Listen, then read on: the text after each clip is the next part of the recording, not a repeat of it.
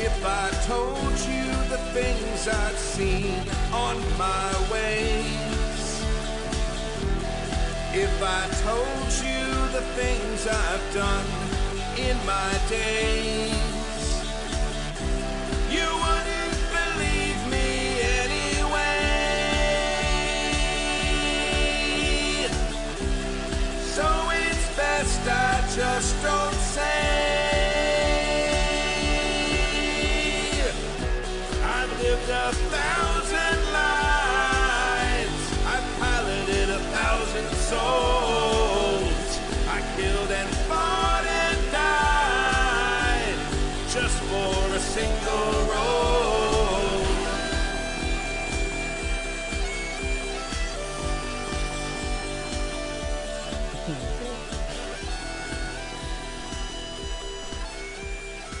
Yeah, that was invigorating. Hello everyone and welcome to ShadowCon. Gosh, we are episode 16 this week and we are playing, I'm super excited, we're playing Icarus with its creator today. This is a super cool sounding story game that some of us have played, including the creator. But my name is Gina, and I'm going to go around the corner, and then we'll start playing. My name is Tomes. I'm Jim. I'm Spencer. You made the game. Yeah. I made the game. Shh, don't tell anybody. The game the game goes live on Kickstarter on Monday. Yes. So it will be launching there through Hunters Entertainment. But we're going to play it today to give everybody a little sneak preview. Tomes has played it before, but you two are new. So you've run it too, yeah. So I'm going to, just as the intro, I'm going to read the opening of the book. Cool. Because I think that's the best way for us all to get on the same page. Cool. So, Icarus is a collaborative storytelling game about the fall of a great civilization. Every game begins in a city-nation known as Icarus, at the height of its power, where, in celebration, the city has decided to erect a massive, ever-growing monument in the center of town to display its prestige to the world. Each of you will choose a pillar of this society to embody, and receive a motive for the character you're playing. During the game, you'll be stacking dice to represent the construction of this monument, drawing cards from a story deck to create the escalating events in the city, and influencing the outcome of those events through actions driven by your character's motives. You'll collaboratively discover what it means for a civilization to decay, as they all do with time, and when the monument finally falls, your civilization falls with it, and the game comes to an end. So it sort of has a Dread-like mechanic where you're building something up, and then, or in Dread, obviously you're pulling, blocks or Jenga or whatever, Star-Crossed as well. This you're actually building a tower out of dice that come from the failed rolls that we make. So every roll you have the chance to be able to stack dice. So you can't see it there, but basically we have 3 decks lying here on the table. This one's called the story deck. I've already put this together. It has 3 eras in it, and then a 4th final card if we get there. There's also a stack of pillars. Now, normally you'd have a bunch of these. I've pulled just enough for us to play here, so put everything else in the box. And then we have motives. These will determine how your character acts during the game. And we have just enough for each of us. So the first thing that we're going to do is we're going to lay out the pillars of our society. That way. We're all scooting. We're scooting a little bit. Yeah. So I'm going to lay out the pillars of our society. When we get those, we're going to sort of talk about what we're interested in, and then we'll make a decision about where we want to set Icarus based on these. So I'm just going to lay these out. There are 5 of them, so we draw one. We deal out one more than there are players at the table. So there's 4 of us. We're going to draw out 5. So religion, energy, safety, architecture, and health. Do we want to lay those actually there so they're on camera? Yeah. Okay. And let's do... Which is our top? Yeah. Oh, yeah. What way's the top? The top is Happy Jack. Yeah, up should be that way.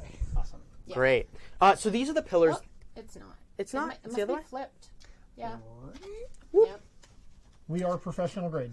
Yeah. So these are all of the pillars that we have to play with in this game. So looking at those, religion, health, energy, safety, and architecture, all of those will be used in play. Each of us will choose one that we're interested in exploring. We're either going to answer the strength or the weakness question. One person will answer a weakness question that will serve as like sort of the base weakness.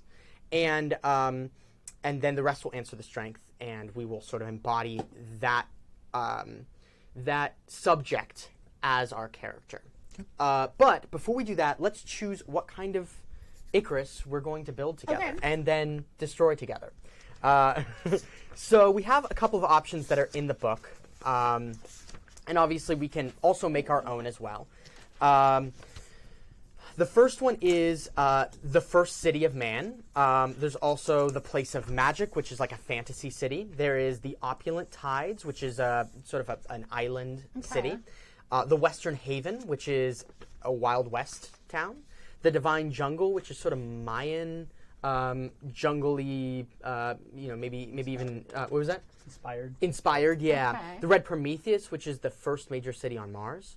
And then the rising singularity, which is AI and humans coming together, and the final frontier, which is like alien life forms and humans living together on a distant moon for the first time.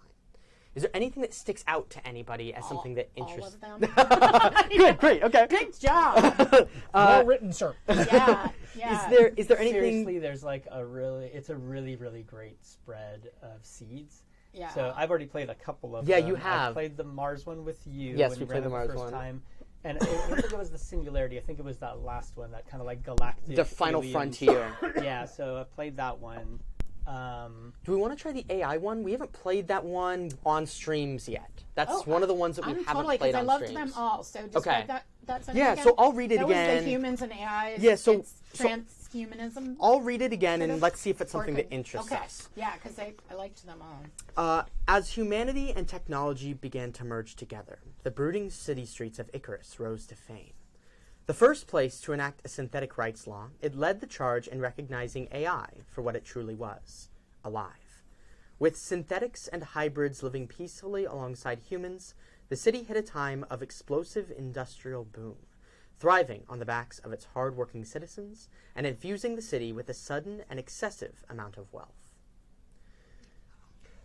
That sounds Does that sound fantastic. That Fun. sounds spectacular. Yeah. Okay, no, I cool. love it. So, so the thing to remember here is that Okay. we're first building a utopia. But like any utopia, like any place, literally any civilization, it will fall. And so, so we're going to explore through these cards that we've drawn, the pillars of society. We're going to explore what the strengths of this utopia are, and then what its weakness might be. Okay. So is there anything here, knowing that that's the scenario, anything here that sticks out to anybody that they want to explore? We have religion, health, energy, architecture, and safety. My tendency is almost just like I would flip them over and pick a card. We can, So yeah. is there one that? But if there's one, Yeah. is there one Well, that attracts yeah. you? They're all amazing. They're all spectacular, and they could. But the one that for this particular scenario is jumping in my head is religion. Yeah. Okay. Because the religious ramifications of AI is really Well, it interesting. depends what religion is, but yeah. Yeah. No, I mean it depends on It's how we like define belief, religion. right? Yeah. But if you're digging it, grab Yeah, that card. exactly. I love it. That's great. Also, a reminder: we have an X card on the table, so Yes, we have two. we have two of them. So that we're all close to one. So if any of us at any point feel like Yeah. things go too far in this game, we don't tend to use it very often, but sometimes things will happen where like, whoa, like we were talking about the fall of a civilization. Yeah. So sometimes we get into thematic content that might be hard Yeah. for some people or might, bring up feelings. And so if that happens, feel free to tap it. No, I could see this as it's a great game. I can't wait to play this, but just the headspace it could occupy Yeah. is Yeah, there could be all sorts of there could be some darkness to come up in this game. I could Sure. I could see that I'm happen. excited though. Yeah, we've- I'm very excited. We've love definitely this. had darkness happen in this game many a time, so feel free, it's there. The thing that interests me, I think, is safety, because we're talking about like AI, like what does safety mean in a world where have a robots have Yeah. taken over, or not taken over, but robots have Autonomy. yeah, there's autonomy. Yeah. There is sentient artificial intelligence. So what does safety look like there? Anybody else have something that they want to grab? Safety was very interesting. I actually will grab energy. Ooh, okay, I wanna yeah. see what that is. Cool. Sweet. Do you want a rando or do you? So are you gonna the take one? remainder will determine what the tower is.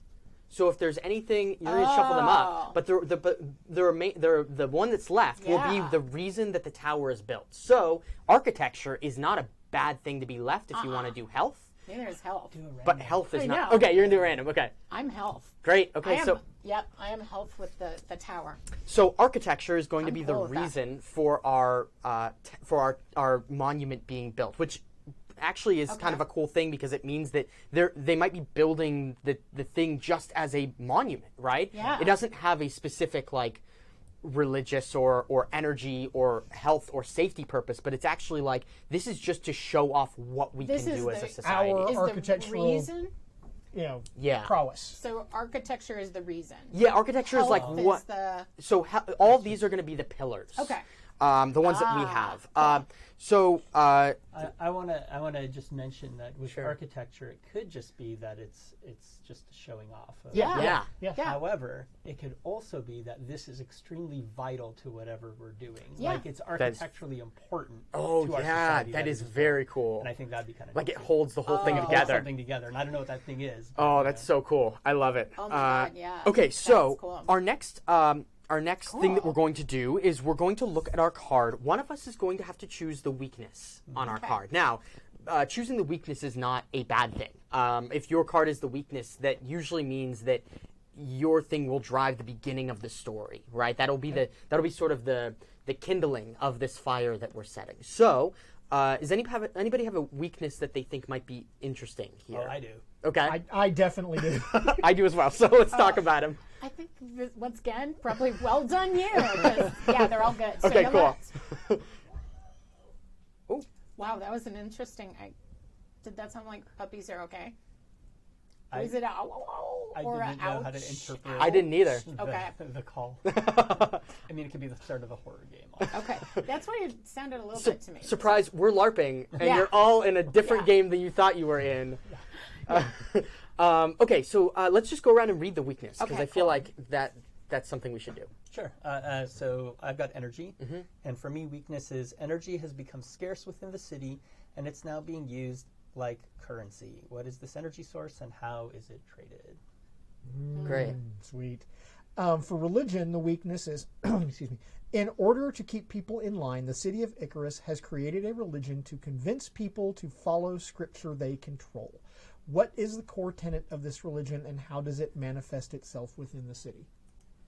Excellent. The one for safety is the people of Icarus all share a common fear. What is it, and where did it come from? Oh, that's nice.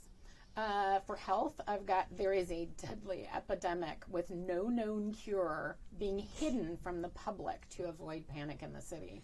What is it, and how is it being quietly dealt with or covered up? Yeah, they're really good. I know. We have so many. Can we like roll a die? There is no bad here. It's all bad. Let's be It's all honest. bad. It's Yeah. all bad, but there is no Bad choice. bad choice Yes. from a game standpoint. So so I have a couple of things that interest me. This one's really interesting because it could be something digital, and that is the reason Yeah. why this is happening. That's sort of an interesting aspect for me. But then also the idea of like exploring what this religious overtone might be in Right. the city is cool. The strength on there might also help to establish what religion is here too without Yeah. making it a villain, which Yeah. might be Might be a isn't good- like my first way to go with it, but Right. might be an interesting way to explore religion. I right? agree. And so much as I would love to explore the weakness of this, I think I'm going to step out of Okay. it and let us pick from the others. Okay.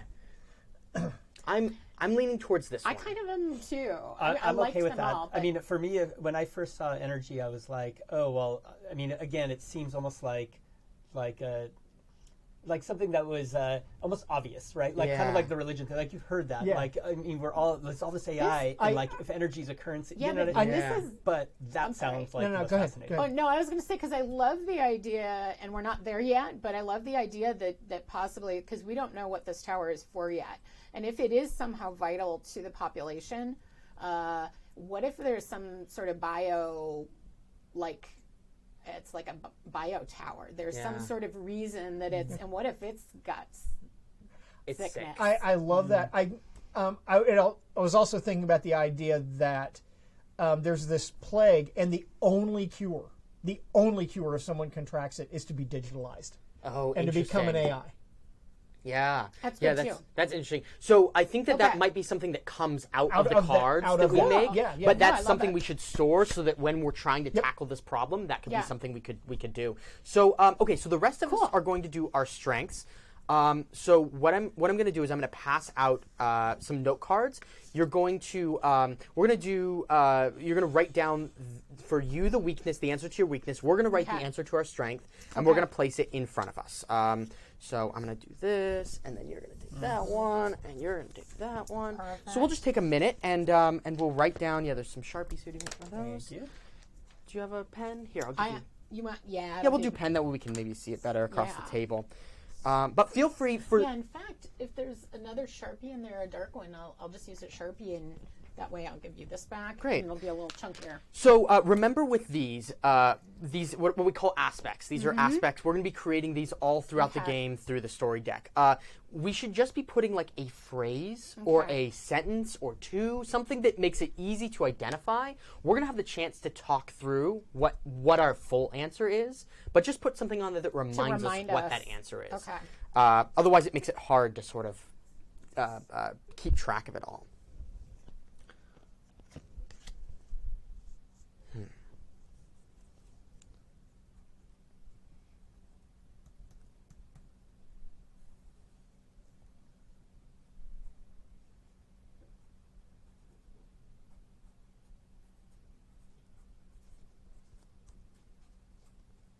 Okay. One quick question is, are we envisioning this city or society as, is this like 5 minutes in the future on Earth? Is this like some other, Oh, sure. Yeah. space place? Is it, do we have any kind of like shared context for where we're at here?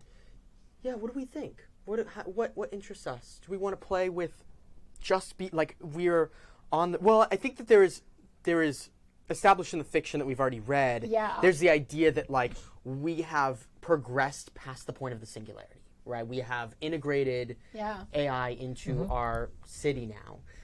And they are treated as the same as humans. Right. And specifically here and not not- out We there could be on a necessarily. planet that's. How about a Lagrange station?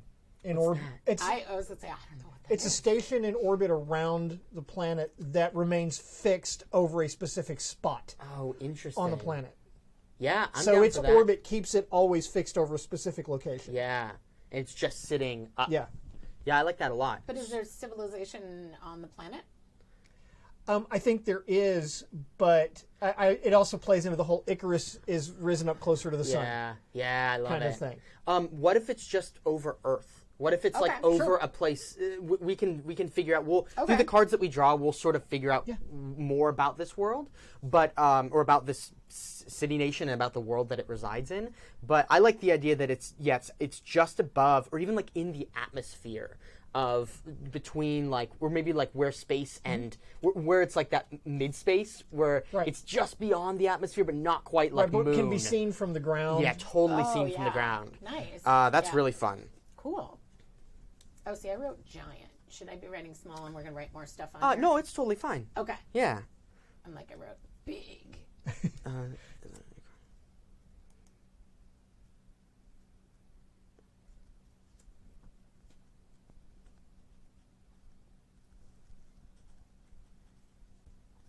Okay. Does everybody feel good about what their aspect is? So you're going to take that aspect and we're actually going to put it facing the opposite way from us, so that everybody else at the table can see Cool. it. Because we sort of know it, but it's more important that all of us can see it. So I can go first. So my strength was, my pillar was safety. My strength was the people of Icarus feel safer within the city than anywhere else. Why is this? My answer is that the entire city is under AI surveillance. And so crime is very rare because of this. There are cameras everywhere. They are monitoring everything. And if you don't have anything to hide, not a big deal, right? You go through your life normally, no problems. But they are monitoring everybody, which, you know, could be bad, but in this case is the reason why crime is low. So that is mine. Okay. Mine is a weakness with health, and so I decided that there's a fleshy epidemic. So it's not the synthetic humans, but it affects the natural fleshy humans. Yeah. So let's just say it is some sort of superbug, but it liquefies your organs from inside. Yeah. Because, you know, yeah, it's horrifying and deadly. On that weakness question, yeah. Will you read, because there are a couple specific points that we should hit. Oh, yeah, because of the how is it being, because it's what is it, which I described, but how is it being quietly dealt with or covered up? So I think there's a warning sign that is that there's like a let's just say a brainwave mutation. Yeah. That people get when they're in the very early stages of it. They have learned to. So they've also got AIs when they're policing. Sure, the monitoring, yeah. Yeah, they're monitoring. So there's like a background subroutine that is checking for that. And then those people get either like invited to participate in something, and then they are never seen again. Yeah, they I got that. Yeah. I got that. I got that. Oh, you do? Okay, cool. Amazing. I'm on that. But people think it's a good thing. I don't know. Yeah. Oh yeah.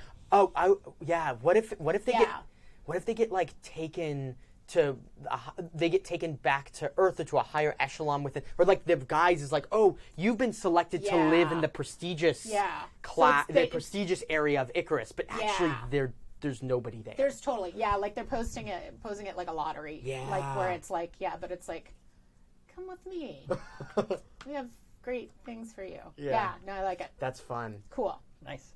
All right, so energy strength, power is supplied freely throughout the city. What's the interesting or unexpected source of the energy first? And I'm going to say it's a magnetic solar vortex. So the location, and that's just the verbiage that they use, but there's like some weird conglomeration of like, you know, solar winds and where the sun is at and the magnetic fields of the planet itself below. And right where Icarus is currently standing is this kind of like weird vortex where, you know, energy production can be done at great, you know, it's just very simple and very cheap, right? Yeah. So it's almost like when you think of those, what is it, like the perpetual motion machine? Yeah, perpetual motion machines. It's not quite that, but it's almost that because of just that little area where you're at. But then it says, how has that changed the way the city is built? Well, the problem with this little like vortex is that it kind of moves occasionally in some weird like chaotic, maybe you can predict, maybe not quite methods. And so the station itself, like you said, is in a specific place above the planet, but sometimes that needs to shift slightly. So the kind of space station or whatever has to move. It's been built to move according to this thing. And, you know, that vortex has always, as far as we know, always been up in the upper atmosphere, kind of in that area. Yeah. I think that's part of it, right? Sure. So it changes the city because the city has to be able to move. Okay. And so are there like giant engines? Is it moved through, just so I get an idea of like visually what we're seeing? So here. I think visually we see, like if we were us humans on Earth watching the movie, right? Like, maybe there would be things we don't quite recognize, things that maybe kind of remind us of jets and different stuff. But keep in mind, I mean, this is a big, you know, city, station, whatever, that is orbiting the planet, right? Yeah. So it's not like the jets are holding it up constantly. The jets are really there to kind of like reposition it, right? Got it. And yeah, I don't know. I'm a little bit open as to what they might, like other aspects of that might look like. Yeah. Right? Yeah. I don't know if there's other little like ships that we use to kind of like help Or they like reposition attach us. Right. and then move it. Right. Oh, like So, like, freighters and stuff that pull it. We can play with that. Yeah, if we want, can right. figure That's that out as pretty we cool. play. Yeah. That's really cool. Yeah. Great. Let's jump Awesome. to you. So the religious strength is spirituality plays a major part in the everyday lives of the people of Icarus. Who or what do they believe in, and what phrase, symbol, or other special manifestation do they use to express the belief? I forgot to write down the who part of that. The digital elders, who, and I'm going to steal from another game for this. Please. They Steal call away. themselves Titans. Oh, cool. Yeah. Because in Eclipse phase, those are the big bad guys, Yeah. are the Titans. But they teach that digitalization is the only true immortality. And Sure. so that is the core tenet of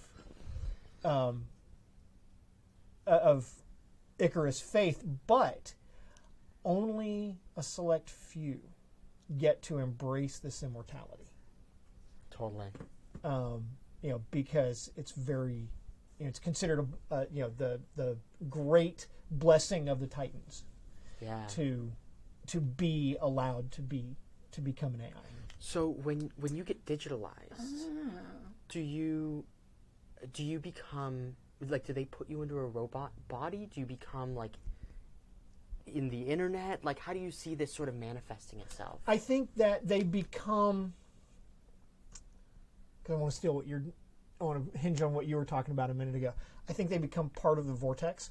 Oh, okay. Ooh, interesting. And Oh, but these they can, particular. So they're not the AIs that necessarily we work and live side there by are side there are with. other It's AIs. another level. Right. This is of- another okay. level of, Okay. of that. of transcendence Right. within the religion.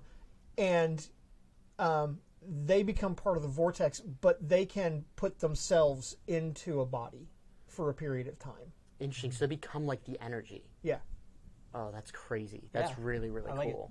I like that a lot. So as people ascend, they go to this polar vortex. They like become part of that, and then can come down as energy and feed into machines Right. that they can inhabit for a short minute. Right. Or And you know, they're a day considered or all whatever. wise and all, like the sum of all wisdom Yeah, of Icarus. that's great. I love it. Well, we already have a city Wow. built. This is, Yeah. I think we're already there. So what we need to do next is we need to talk about the monument or Yeah. the tower we're going to build. So we don't answer either of the questions that are here. Instead, we answer the question, what is the purpose of the monument? It has to do with architecture. From what Okay. we've talked about, is there anything that stands out to anybody that might be interesting to have this be a part of?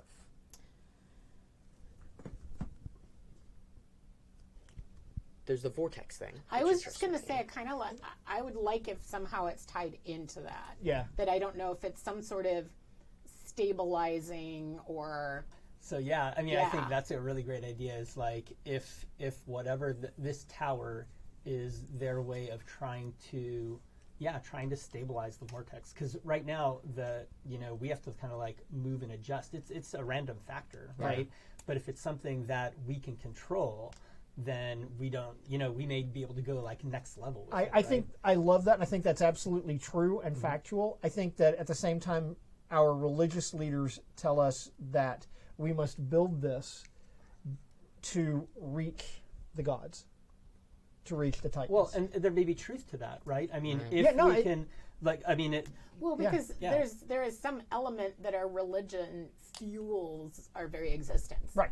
Because of the Yeah. fact that we're kind of our people when they transcend kind of are part of this vortex energy. Yeah. What's interesting too about what you've established here is that what is it? I guess the question for me, or the question for you from me, is how does that change the way we treat AI? Do we see them as being the next stage of evolution for humans? Do we see them as being you see them That's- as trying to Yeah. achieve godhood, even though they are not? I think that's true. Okay. I think that's true. I think that there is certainly an element of this is the next level of human evolution. Okay. Is Yeah. when we all transcend the flesh. Yeah. And we know that we must transcend the flesh because we have this plague Yeah. that is infecting our flesh. Yeah. Well, we don't know that. Well, we don't know that, but maybe some of us know that. The higher Somebody the ones, knows it, yeah. Somebody knows Yeah. it for Right. sure. Yeah. Okay, that's great. So with this having to do with architecture, I think we can relate that back to it being a just this beautiful piece of architecture of art. I like the idea. We have this station, right? Yeah. And I think it still looks relatively like what we would expect in kind of our world or in the sci-fi that we've read Yeah. and whatever. But I think that what the AI engineers and the engineers that are working on this have realized about the energy vortex is that, you know, the thing that may be able to control how it's maintained, like it actually it looks very organic. I like the idea of this tower not being like a tower. It's not like like an antenna. Like one, yeah. It's almost like these huge, weird, tentacle-y type thing, like hundreds of them going out in strange ways. so And it's cool. I love you know, that. like if you think of chaos theory and like all that, yeah. like something like really bizarre. I like love that. the idea that as we grow more technologically advanced, we actually grow more organic. organic. Yeah.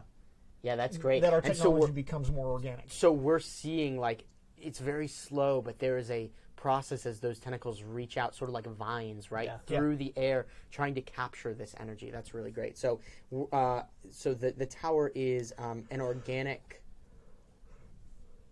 sculpture that helps to capture the Vortex energy. vortex energy. I would say almost like stabilizes That- it, right? Is yeah. Like the, Yeah, I That like it. helps to stabilize magnify. vortex energy. Nice. Okay, that is great. We're going to get rid of this card since we don't need it anymore. We have our aspect in the center of the table. I'm going to put this away. The next thing we're going to do is we're going to make characters. So I'm going to hand everybody a motive. There is the option to do secret motives or to do play on the table motives. I tend to play them on the table as like when we're playing a storytelling game, right? That way everybody knows what everybody's motive is, but there is the option to do it the other way. Does anybody have a preference? Anybody opposed to something? Or are we okay to play face up? I like face up. Okay. I would be lean towards face. Okay, me as well. Thomas, you good with that? Yeah. Okay, cool. Just making sure. Okay, I'm going to hand everybody a motive. Okay. There are no secrets at the There table. are no secrets. Except one. Yes. Okay. Oh, interesting. I know. I'm like, we will see. Okay. So let's go around and read ours. Mine is protect the leaders. Nice. I'm get rich. Protect the citizens. Preserve the city. Yeah. Okay, so what we're going to do next is we're going to figure out, a character that has something to do with this pillar. Doesn't need to be exactly in line with the pillar. It can be something that's tangentially related, but is inspired by your pillar and has your motive. So I'm going to hand everybody another card. This is for you to be able to create your character on. I'll give you this. Okay. So characters in this game are a little bit different from a lot of other RPGs. They're not stats.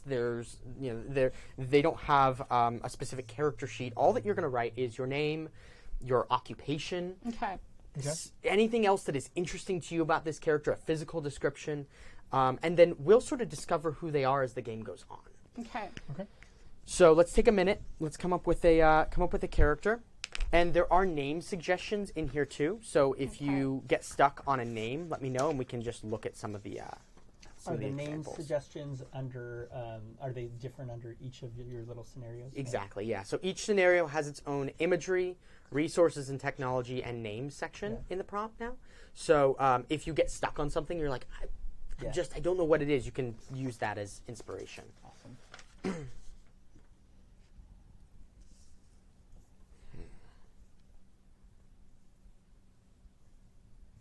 And in addition to this being our motive, we are somebody who's related to our pillar. To your pillar in some way. Yeah, whether it's dead on, like safety might be, I might play a sheriff, but I also might play somebody who's in charge of construction in the city that makes sure that everything holds together.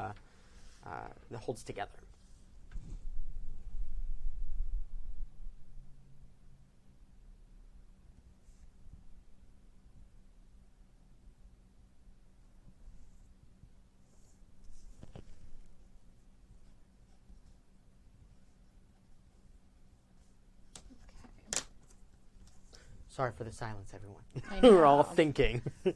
And doing Google Foo. Okay.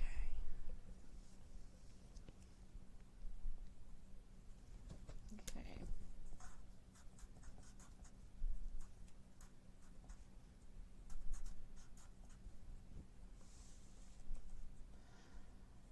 Name, occupation. Yeah. Yeah, name, occupation, physical description. Okay. Anything else you think is interesting. Okay.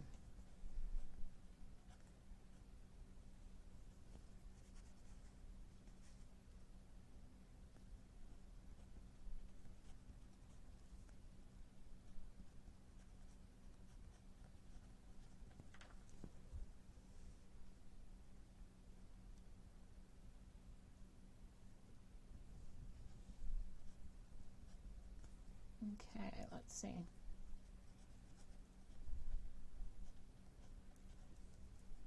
The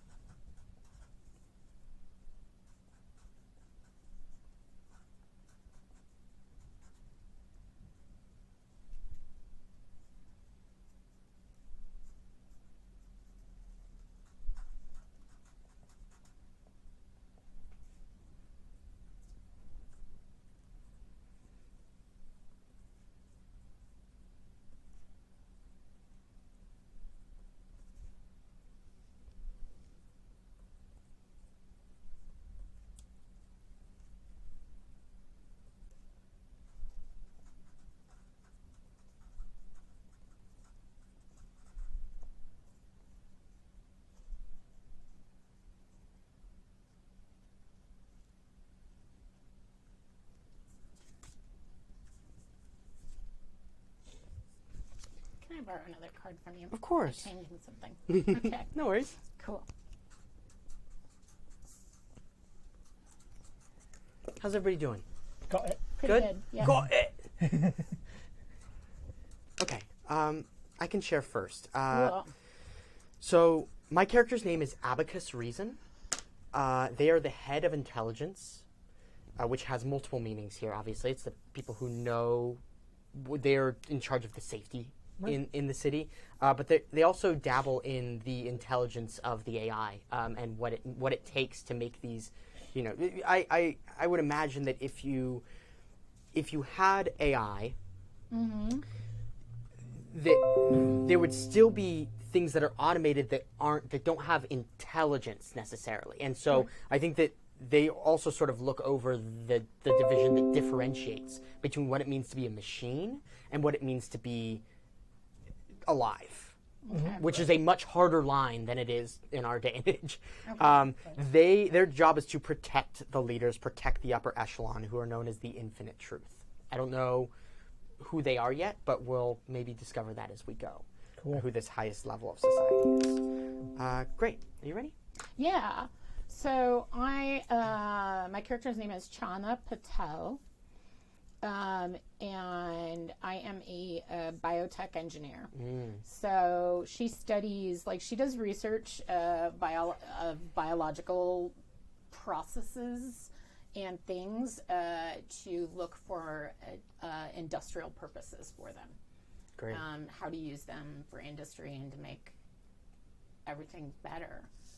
I think what fuels, though, the motive card is that she we haven't really talked about this, but I think her family came from a position of like utter poverty, like as poor as you could potentially be. And so that's what motivates her into, she had a great mind, and was able to better herself through education and learning, and so that she just very much desires to have all that she can get to ensure that her family never has to want for anything. That's amazing. I love that. Okay. All right, I've got Dr. Jan, also known as Hive 49B. Dr. Jan is, they're a series of scientists that have been conglomerated into one kind of hive mind. I love it. So they started originally as an actual scientist named Dr. Jan, and over time, that doctor was digitized at a certain point in a kind of like an earlier cycle of some of the AI stuff. Yeah. And so over time, like more and more scientists, some of which are human, but that have been digitized, but some of which may have been full AIs in of one type or another, have kind of been bolted on, to this like consciousness, this brain, yeah. And so it's actually like a series of personalities, and there's a whole structure of how to get the personalities to kind of behave with one another. To cooperate, yeah. But Dr. Jan appears as, kind of like the original Dr. Jan. I think she was like some, original scientist up here. So awesome. like her visage is the one that you'll see on the screen, or sometimes in a hologram or whatever. And I think her voice is the one that comes out. But they always speak as like a group of them, and sometimes you'll even see that they will, kind of have little disagreements, on in the same body, right? Awesome. But their whole purpose is to protect the citizenry and to further the science of how the energy is harnessed and made stable. Excellent. Great. That's what I was gonna Sweet. ask you. Well, I am playing Titus Stackpool, who is Awesome names, guys. a Great name. mid-level priest of the Titans. Okay. Yeah. So he's not like the highest, priest. He's just in the middle. Yeah. He is sort of a portly little jolly fellow. He's not, he's not unattractive, but he's not, like attractive. Yeah. He's just, he's kind of a normal fellow. Yeah. And he believes absolutely that the future for humanity is in transcending the flesh and becoming as the Titans ourselves.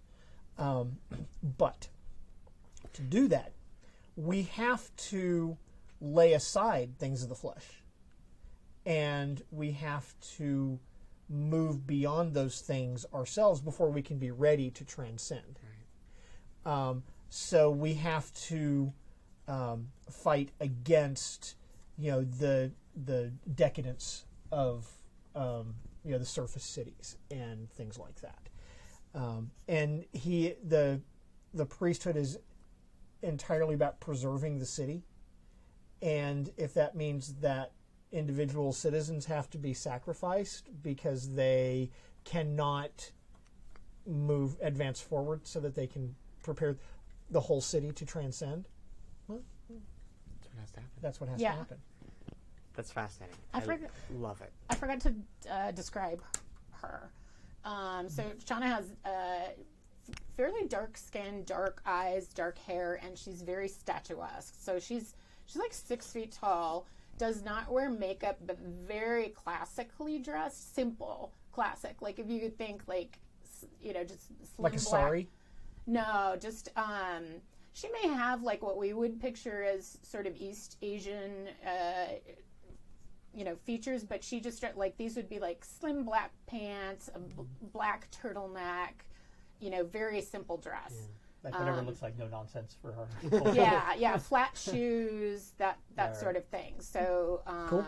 I think she wears glasses, and so she's a fine-looking human being, but that is not her priority. She's all about her mind. Yeah, totally. I didn't describe Abacus either, and I Yeah. should. Abacus is sort of a square jaw, taller fellow, wears a suit, is that kind of Okay. straight-laced, like by the book, does what needs to be done to keep the city, to keep the leaders from having to, from getting in trouble, right? So, like, if that he was part of the reason why the entire surveillance system was set up, was to keep the leaders and the citizens from having quarrels. Right. So he's very, very sort of FBI Oh, awesome. looking, Right. Cool. clean, you know. Cool. Okay, so now that we have that, we're going to set our cards like this. So you can't see it up there, but basically what I have is the aspect is in front of me facing the rest of the table. The character is behind it facing me. So that we're reminded of our character, but everybody else can be reminded of these aspects. Okay, cool. Because we're going to be creating a mind map around the table that represents the city.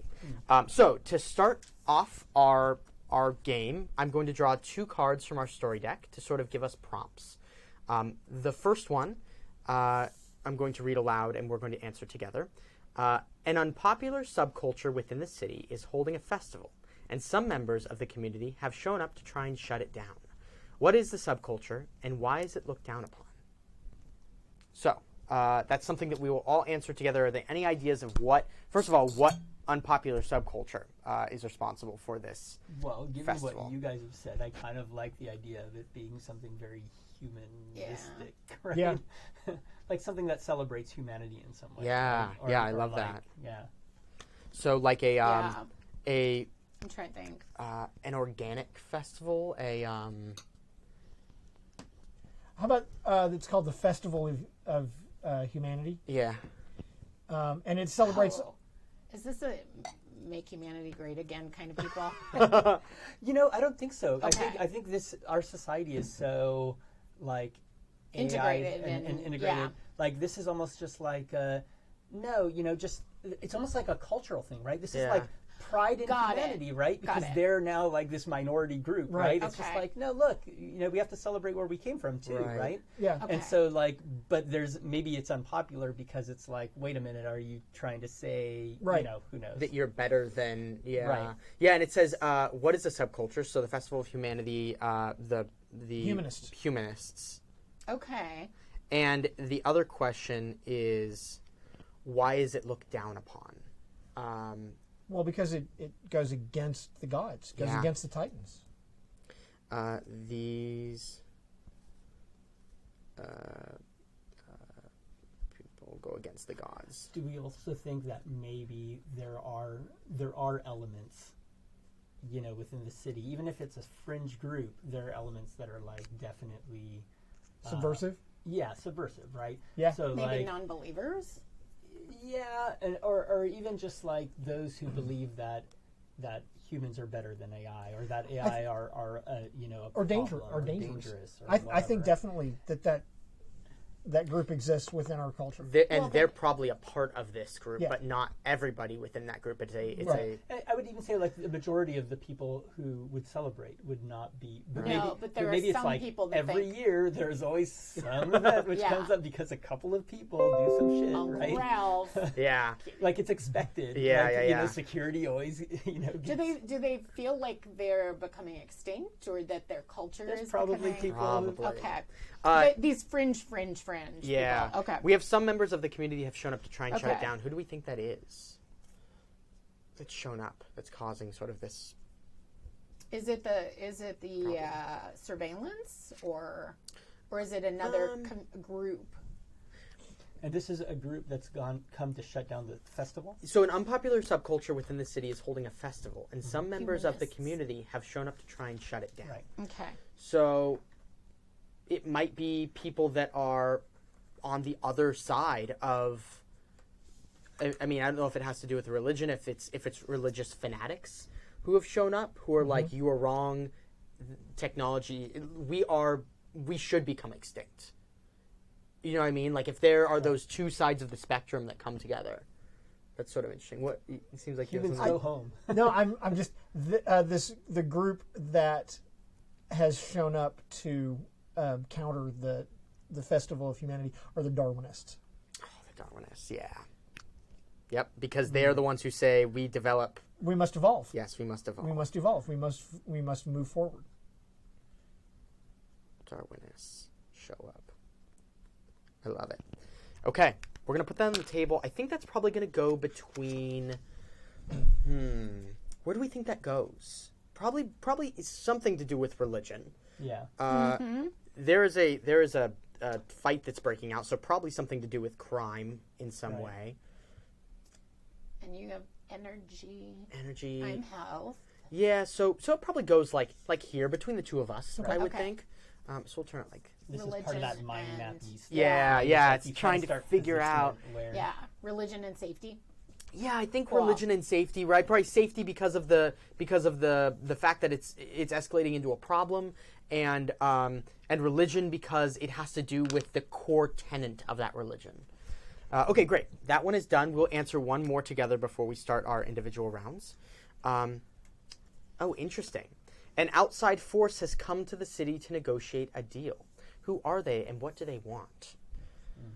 Now you're drawing from a deck that we can't see that you call what? The story deck. The story deck. Okay, cool. Yeah. And it's, I don't know, how many cards? 40? It 30? has 5, 10, 12, 23. Okay, 23 cool. cards. See, I'm so bad at doing that. People will say, how many people showed up when I'd have an event? And I'm like, I don't know. Yeah. don't know. It was Some. two There were or people. 96. There were people. Yeah. We were just talking about on a podcast that I was doing about how there are cultures that still exist without words for numbers, and those cultures, if you were to lay like 5 batteries out on a table, they would not know how many there were. If you lay like 2 or 3, they could take the number of batteries and put them back out on the table, but anything higher than that, and there's no concept of what that number is. There's like words for like many. Yes, there's and words few, for few and some, but not distinct. Yeah. And they were saying it's very similar to how we would interpret like more than 10 things. Yeah. Right? We don't really know unless it's laid out in a grid. Anyways, it's just a or you're fascinating one of those cultural people thing. that know how many dice are in the jar. Yeah. Like, yeah, how many jelly beans are in the are in the cup. Okay, so an outside force has come to the city to negotiate a deal. Who are they and what do they want? What do we think? Is there anything that have comes come to to mind? the city outside forces Yeah. to negotiate a deal. I mean, is it going to be somebody think from the it's- planet's surface? Yeah, I was going to say maybe it's somebody from the planet's surface, and because we are even more technologically advanced than they are, they want to negotiate for some of our tech. Now, can Wait. we say... No, I no, think please. this is great. Okay. I'm saying instead of it, they came from the planet, because it's like whoever's on the planet is also pretty technically advanced, although we've probably made these huge leaps, which is why we're at where we're at. But like, I kind of like the idea that maybe, this is their kind of like space defense force, right? Like, I mean, they didn't come from the planet. They came from like the other satellites that are also circling our planet. Oh, like, interesting. like I don't want to see them as like these, they're so backward and Like whatever. Luddites No, down I in- mean, No, these I guys have space fleets and shit, right? Yeah. Like, I mean, No, I we've got this crazy ass city which is like super advanced in all sorts of ways, but like they're not just schmoes or something. I don't think it's like Elysium or whatever that, Right. What if they came from like the next planet over and we never knew they were there until they showed up? That's also really Are they? interesting. Is it that another part of humanity has settled a planet? Yeah. And divergent. right. Yeah. And so because we're up here, we don't like there was another country in another place, and they've settled that planet without our knowledge, and now they're coming over. Right. That's kind of cool. I like that a lot. And yeah, what do they want from us? Do we think? I mean, you talked about they want tech. I think it's interesting. I think that's a way we should go because this is all about tech. But let's drill down and talk about what kind Well, we of keep tech. coming back to the power vortex, and we're the only ones who know how to harness it. Yeah. They haven't figured out how to harness it yet. Well, so they and want. keep in mind that they've just come over from another planet, and there's this planet below us. These two sides, like, there's maybe like some power triangle. Like, it could be a Cold War between them. If they want to, ally possibly with us, or something. I don't know. Yeah, I think if we put down, we just have to answer who are they and what do they want. So I think who are they is people have come over. Let's say from we're on Earth. Why don't we say Venus? Because usually people go to Mars, so Venus might be a more interesting place to. Or what's this? What's the? Well, I guess it's better if they're close. I was going to say, what's the moon? Is it? Like Europa or some other. Yeah. The ones they Europa from around Jupiter or something. Yeah. Do we want to do that one? Do we want to do Europa? Europa. Okay. Europa. Yeah. All right. So they are settlers from Europa.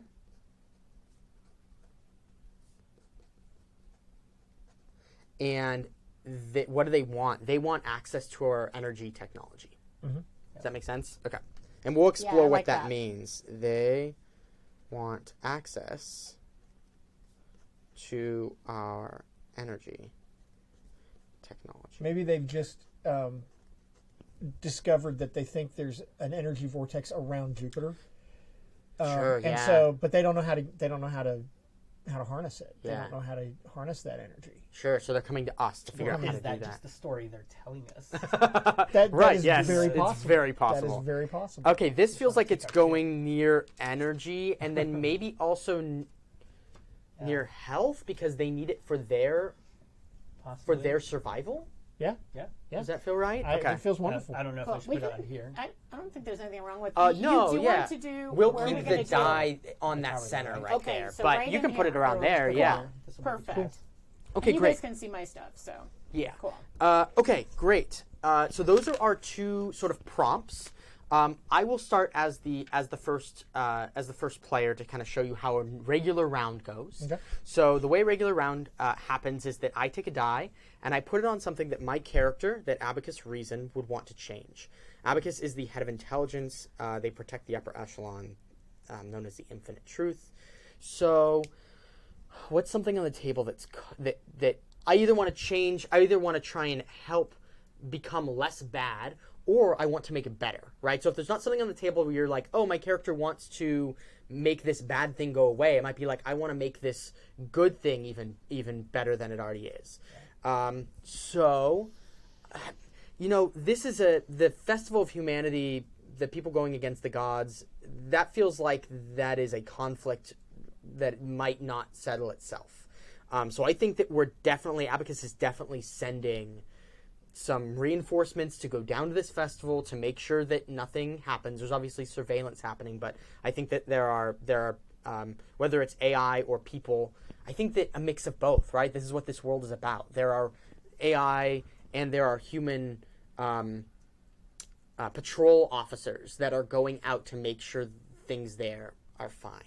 Right. So I'm going to put my die there, and then the second thing I'm going to do is I'm going to draw a card and answer it. Okay, there are talks of a terrible storm headed towards the city from the north. What kind of storm is it, and how do people know it's coming? Okay, so the way that these cards work on our turn is that I will have last say on what the final answer is, but I can also poach answers from you as well if that's something that I wish to do. So there are talks of a terrible storm. I think it's interesting to explore the idea that it is a solar flare storm because our energy is so reliant on this balance of magnetism and solar and all of these things. And we are outside of the atmosphere, which means we are not as protected from these events as other places on Earth or maybe neighboring areas are.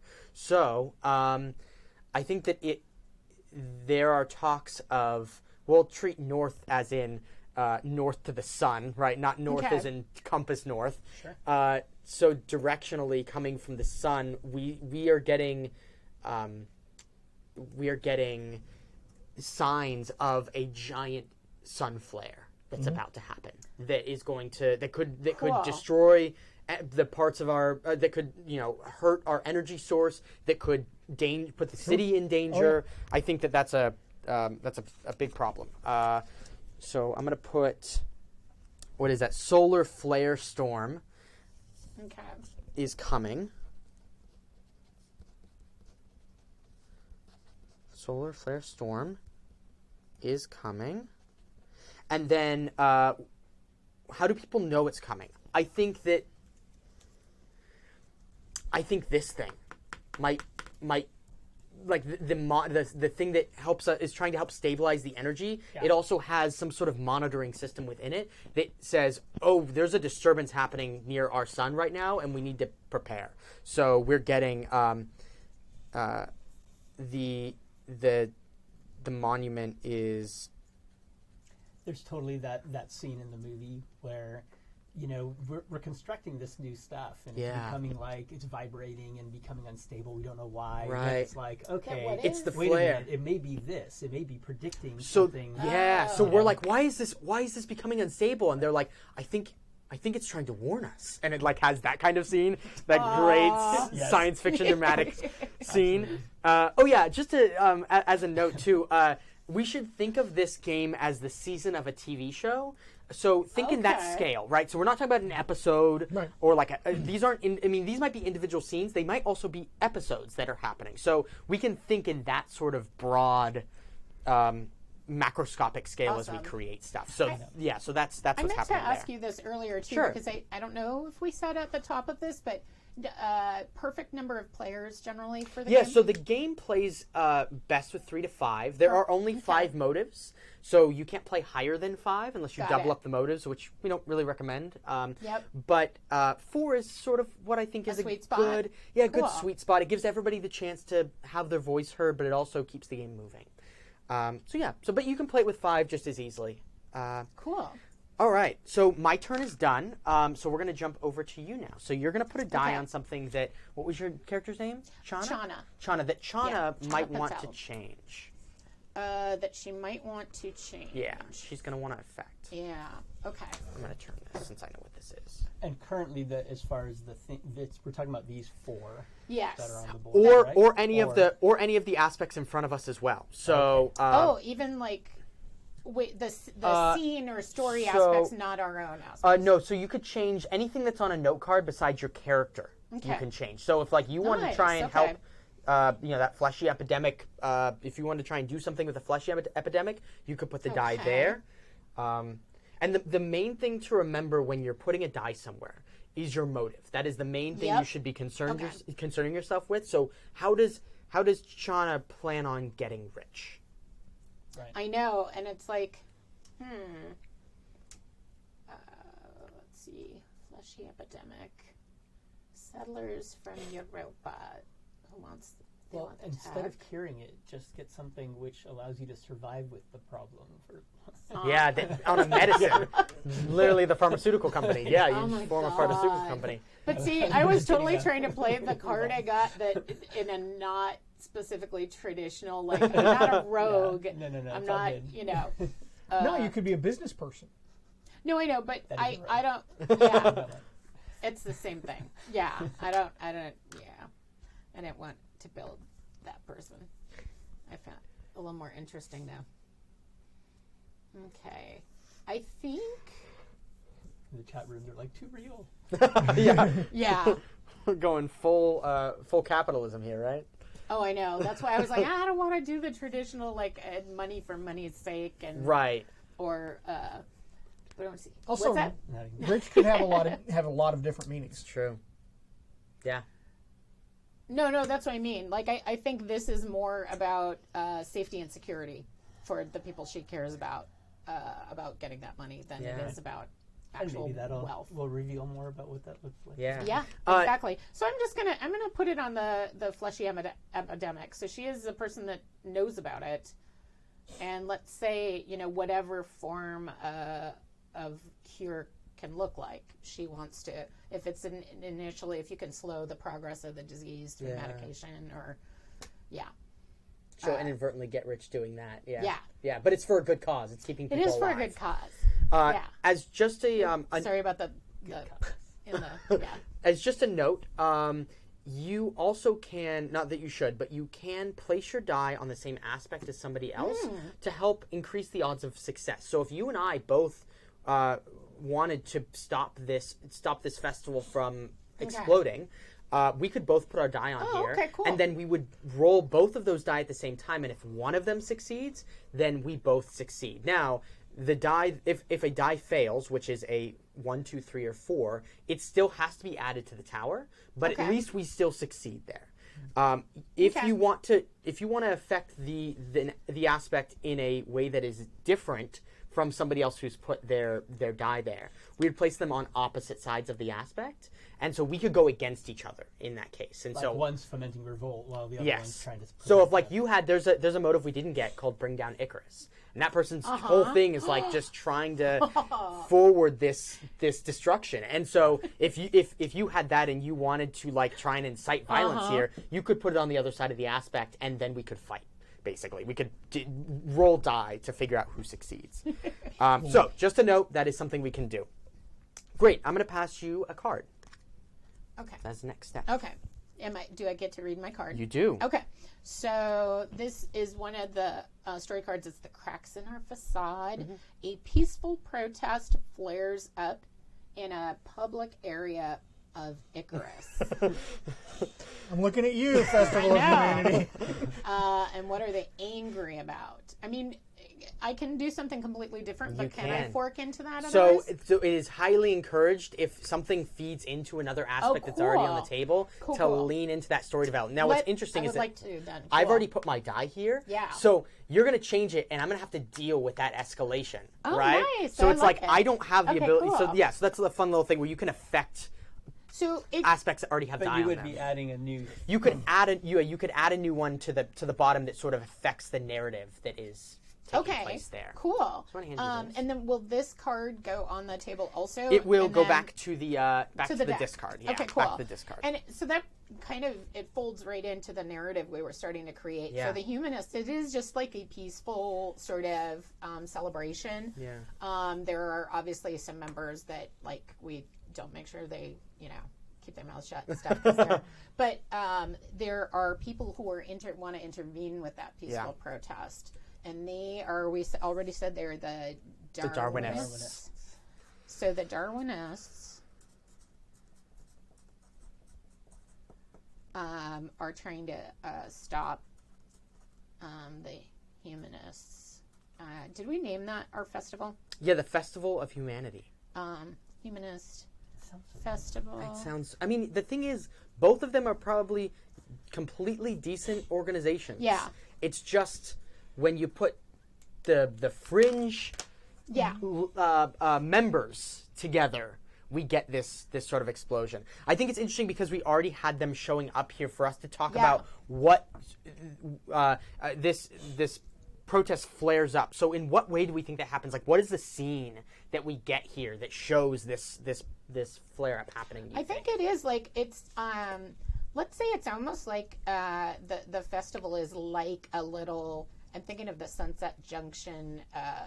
I don't know if for anybody who lives in Los Angeles, if you've ever gone to the Sunset Junction Fair, it's like there's live music. There's, let's just say there are stands where people sell crafts. Sure. It's like, so it's kind of like a little street fair. Totally. Kids games, that sort of thing. So it's actually quite pleasant and sweet, and it's a family bring the whole family, and we're celebrating our culture.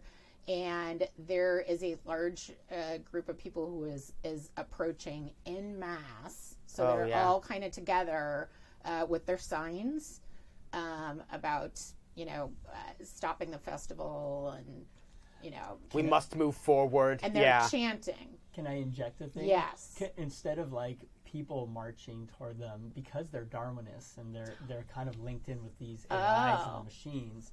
Have they actually infiltrated like some of the standard machines that are going around serving food and whatever? And those machines and are all like of a sudden, bringing up like they hacked anti. it. Yeah, totally, right? they I mean, hacked Totally. the AI. Yeah, so it's pretty malevolent, basically. Like you see the shot is like this total sweet carnival, and maybe you're following like this family through, and then all of a sudden you see this. What is that going on? That looks like it's kind of in the distance. the waiter AI character, And then it the waiter switches- bot character, and then it's just yeah. like its blue eyes go red. and it drops the yeah. tray. Drops the tray. And starts the chant that you just now are hearing. Yeah. The whatever the Darwinists are- yeah. That's terrifying.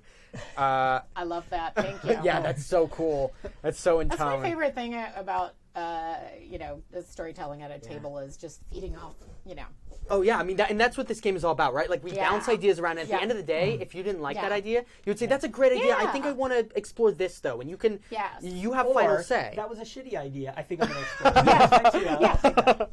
I know, 100%. Okay, Tomes, I'm going to give you a die. Yes.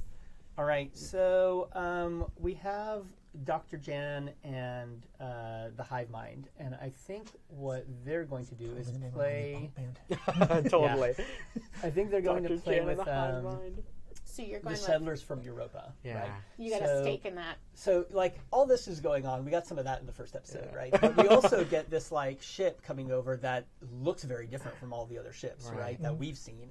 You know, both from the planet's surface, from Earth, and also, you know, like from the other orbiting stations. That's right. Yeah.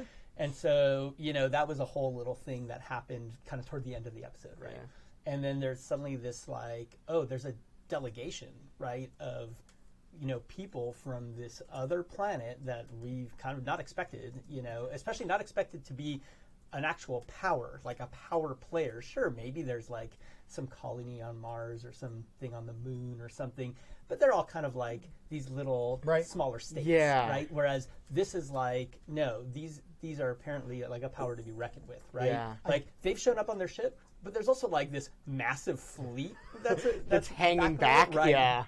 I because we said it was on Venus that they were, or no, it's they're coming from Europa. Jupiter. They have. We had no idea about these people until they showed up, so we don't know how long they were there. But by whatever means, they have adapted to life on Europa. Oh, yes. Oh, cool. Yes. So they have like breathing apparatus because they can't breathe our air anymore. Yeah. Oh, that's so cool. So they come out of the ship and they're just like wearing the what's it called from Mad Max? So they have the like rebreather. Oh, it's like, so cool. Joe. Yeah. Mediocre. Everyone's a Morton something. Morton Bob. So Morton Bob. So these guys come out, right? And I think what happens is, you know, there's a conversation here, right? Yeah. Like all of these scientists in the Hive Mind are like having this debate. Like you almost get this. I don't know how we get the visualization. Maybe it looks like the big auditorium.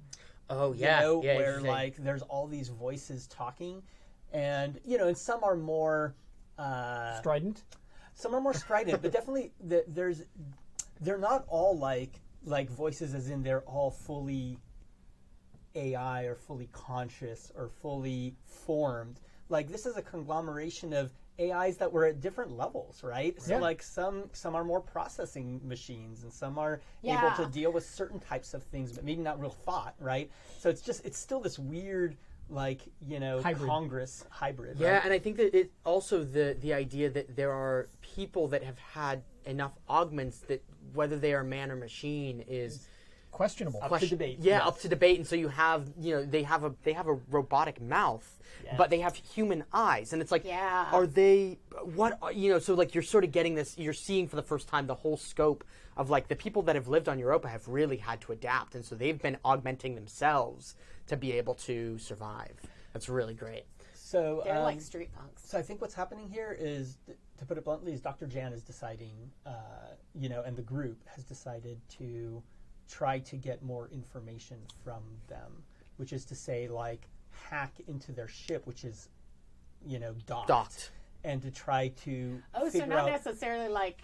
like a trade, but this is like I keep you busy. My priority is protection of the citizens, and these people have come over and said, like, we also have a magnetic solar vortex. You want to make sure they're on us. You know, we want to negotiate, you know, power and technologies and whatever. We don't even know if they've got one of these things or if they just want to steal ours, right? Like, so you know, we've got to protect ourselves by getting as much information as possible. So we're like hacking into their ship to get information. That's great. I love that. I love that image. Yeah. All right, so the cracks in our facade. So that is still the first age? Yeah. So all is not what it seems. Something that was once a strength is now a weakness. What is it, and why did it change so quickly? So we're going to look at the strengths that we established. Yeah. And one of these is going to get twisted. Yeah. Mine is a prime candidate, but I am open to other suggestions. I love the idea. Yours is the prime candidate. Yeah, no, I love the idea that the city surveillance system that we've all, it's ubiquitous. It's part of life. But there are starting to be rumblings that it's being subverted for, political reasons. Sure. Yeah, absolutely. That what is? That the surveillance system is being, because we all kind of count on it. Dirty lies. Yeah. What do you think, Thomas? This is your card. Yeah, I think I kind of am thinking maybe we'll go that direction. I think what's happened is Which direction? The solar flares? Oh no, The surveillance. The surveillance. Okay. And so it says, what is it and why did it change so quickly? I think partly it's changed due to some of these events, whatever the outcome of these events are here around our our festival and that kind of thing. And the Darwinists. I think what happened is that the Darwinists have hacked into the system and have used those to kind of like, right? Absolutely makes sense. To cause this trouble, although they're seeing it as like cause stability, right? And that's where, All right, go ahead and write that as an aspect. I'll put it under mine. So just so I'm clear, the Darwinists have hacked into the surveillance system.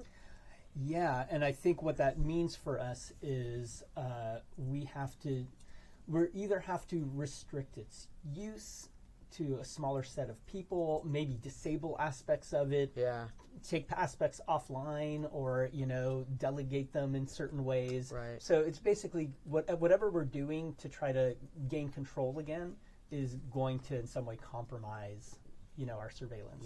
Yeah. And we can see and in return our safety, right? Yeah. Because now we can't monitor everything. Right. Yay. Oh. Well, it's begun.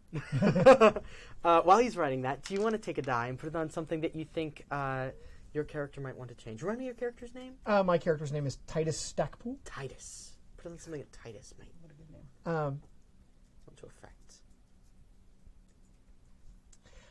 I think Titus really has some concerns about this Festival of Humanity because I think it is, I think by its very nature, it goes against the gods, and that it pulls people back from ascendance. Yeah. And I think, therefore, it is a danger to the city and a danger to all of us. So I think I want... So are you joining me here and trying to shut the whole thing down, and splitting up the whole thing, or do you want to support a side in this? Like, do we have different? Because for Abacus, the goal here is to basically stop the riots that have started and to tell off both sides that they are under watch. I want to stop the festival. I want to stop the violence, but I want to stop the festival, and I want to blame it on the humanists. I think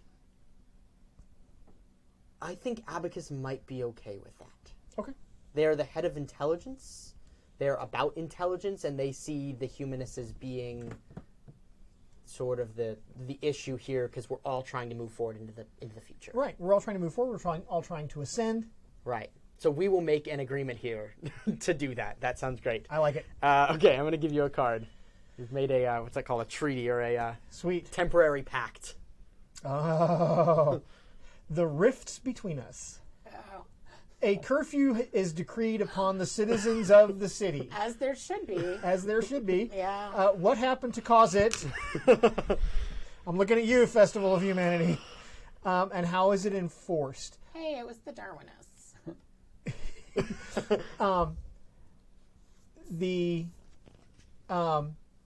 Well, it was the violence between the Darwinists and the humanists. I think that's pretty safe to say. And how it's enforced is the surveillance system. So I want to pitch something interesting about what you just said. Okay. Because the surveillance system is not working anymore. I know. So is it that we've had to decree that curfew because the surveillance system isn't working anymore? That's and beautiful. so we've had to say, like, okay, we can't monitor everyone. You can't be there. So we're forcing. So that's exactly like I'm there. Okay, cool. I am there. I love that. I am there. Yes. I think if you want to say go. There is a set of games like this where the rando cards come out with questions, and you're always like, how did it know what question? The Quiet Year does a very similar thing, yes. Where There's a couple of terror-based games. Yeah, like this. Yeah. Yeah, this definitely has its DNA in games like The Quiet Year and Dialect, Microscope even.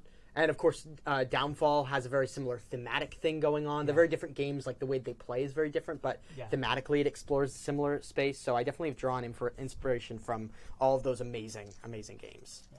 And I will say for those out there, like Downfall is a fantastic game about, a society in collapse, and kind of explores it in a different way. I think this one's a little bit easier to kind of like grasp. Like if you haven't played a bunch of those kind of games, like I would kind of go with Icarus. If you've played a bunch of like Microscope and that kind of stuff, I mean Downfall does some cool stuff. Yeah, I've heard it's just amazing. So so it's when I was building this game, I reached out to Caroline and was like, "Hey, I'm building a game about civilizations falling. Just want to let you know." And she's like, "Please, there aren't enough." And I was like, "Awesome, you're the best." Can you tell me what you wrote, Jib? I was writing. I wrote that there's a curfew imposed because we can't monitor everyone. Yeah, you know what? That's That's literally just. Well, no, I think it's going to go between these two. That makes sense. That it's like because of this and it's there. So we put it between. We put it between the surveillance Okay. being now not working, being taken on offline in parts, and the Festival of Humanity that caused this curfew to happen. Okay, so everybody has put a die down on something, right? And all of us have answered a card. Yep. So the first round is done. We are going to resolve our dice now. So it's going to start back at me. The first thing I have to do as the first player, and the first player passes during the game. So you will be the first player next round. As the first player, I have to add a die to the tower. So I'm going to reach in and add. Luckily, I have the easy job because there are no die in the tower currently. I'm super excited. So I just get to add a die to the center of the board. Okay. The table. Oh, it fell. Oh, it no. fell. It's over. It's on the. I'm trying to find the part where it's the least. I know, squishy. wobbly. Yeah. Let me see. Okay, I think it's gonna be there. Okay. It will have no problem falling. I guarantee you. Okay. So we are going to now resolve our die. So I will go first, but you are on the same aspect as me, so we're going to roll together. Okay. So we're both going to roll the die, and we're going to see if we succeed. So we need to get a 5 or 6 to be able to succeed here. Should we roll it? Well, how far can you see over here? Can you see this? To about No, the edge of the. Pretty much always figure that it's inside the frame. So I think we're going to have to roll off the frame. Okay. We'll just have Yeah. to say the results. and that's okay. All right. Ready? Here Go. we go. Oh man, that is a 2 and a 4. Right. Woo! Well, this was already not going well, right? It's already not going well. So how do we think? So what we do here is we talk about. You were both about the festival. Right. We talk about how it escalates.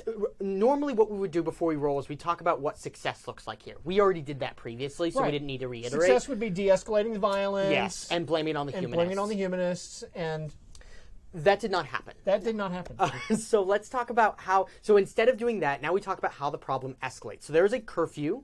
Right. That is already an escalation of this problem. But what's something else that branches off of this? You think that causes problems? What do you got? Yeah. Go. I don't know. A death? Oh. Someone very important. Okay. Oh. I'm with you. I'm with you here. Okay. I'm going to preemptively offer the X card because of the phrase that just went through my head. Yeah. Okay. Yeah. Death of a child. I think that could No, work.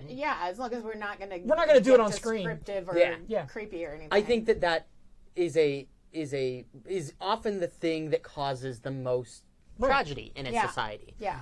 So I don't think it's against tone here to say that there is that a child. It was accidental. There was, There was maybe violence. there was a sort of, and there's like people running around, and maybe people got trapped in certain areas, and they're kind of stampeding. And, Yeah. Okay, so let's do it. Let's lean into it. So a child is killed in the mayhem. Yep. And I'll have you know, everyone looked at the lady at the table. Oh. But I don't have kids. But I don't think any. I've got a kid. Yeah. You've been looking at me. Yeah. I have kids. Mine are all grown. Yeah. Yeah. I am still a child. A child. is killed in the violence. Yeah, that's sad. That's Yeah, sad, it is. but how do we ramp this up to the next level? 'Cause, This is why we have chums at the table, I get it, too. it's a child, but like, is it a child that the humanists would consider very important because they are completely unattached to any kind of, digital anything? They were pure. Or is it, because maybe there's like a subset of like, Where people who you are cannot actually... save the consciousness of the child, and you can't. Yeah, it could be like that. Death is final. Alternatively, it could be like the child of somebody very important in our Right. society, and it doesn't necessarily mean somebody in power, but maybe somebody important in another way. Yeah. Maybe it was the child who was literally the poster child for humanism. Yeah.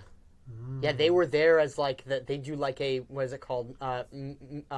Sort of a homecoming kind of thing, but not it's like a pageant maybe, or something where they're like, these are the most excellent of human children. Okay, totally like the first episode of this series, like there was a couple of like, as they introduced this transhumanism stuff to us, the viewing audience, there's a couple of like the posters that go by on, or like, the Right, images, yes. and that is like the poster right, child. the It is, child. that is, And she that's was the the child, child on right? that poster. Yeah. Okay, a child's killed in the violence. A child is killed in the violence. Example of A poster child of humanism. humanism. Yeah, perfect. We are bad people. That's what this game's kind of about, right? Like, we go to dark places, and it just happens. And, Oh, no, I'm there. Like, I'm there. This is gonna go. What's this? This is the death of A child is killed. Yeah, Okay. of the humanist child. I think I'm gonna, that's definitely safety. That's definitely gonna go here. I think that. I think it goes yeah. between safety and the festival. Yes, I think that's perfect. Okay. I think, yeah. Okay, so now we have to stack our die on the tower. So I'm going to come around. Both of them. Both of them, right? because they both were- failed. You succeeded. No, we we both failed. failed. 2 and 4. I thought. Okay. So let me see if I'm understanding this Yeah. correctly. So if one of us had gotten a 5 or 6, Yeah. that die would not get added Exactly. to the tower. So We would because- succeed. Right. Right. That die would not be added right, to the and tower. the thing, and there Okay. would have been some de-escalation of the fiction that we're creating. Exactly. With it. Got But it. then the one that rolled too low would be added to the tower. Yeah. Right. So I'm Okay. gonna You have come your mic on, around. just remember. Oh, please feel free. Oh, yeah. Can and I then you just- if you want, you can hit that while you unplug it, because the blue button This. on there. Right, yeah, the button where your finger is. Yes. Push Yeah. down. And that way, when you clip it, it won't. Well, if you Does that work? hold it. Oh, Yeah. if I hold it. But otherwise, we'll live through it. Just clip it while you're holding it. You have a cough button. Yeah. And then, Great. yeah, the rest of us have an on-off. You have a cough button.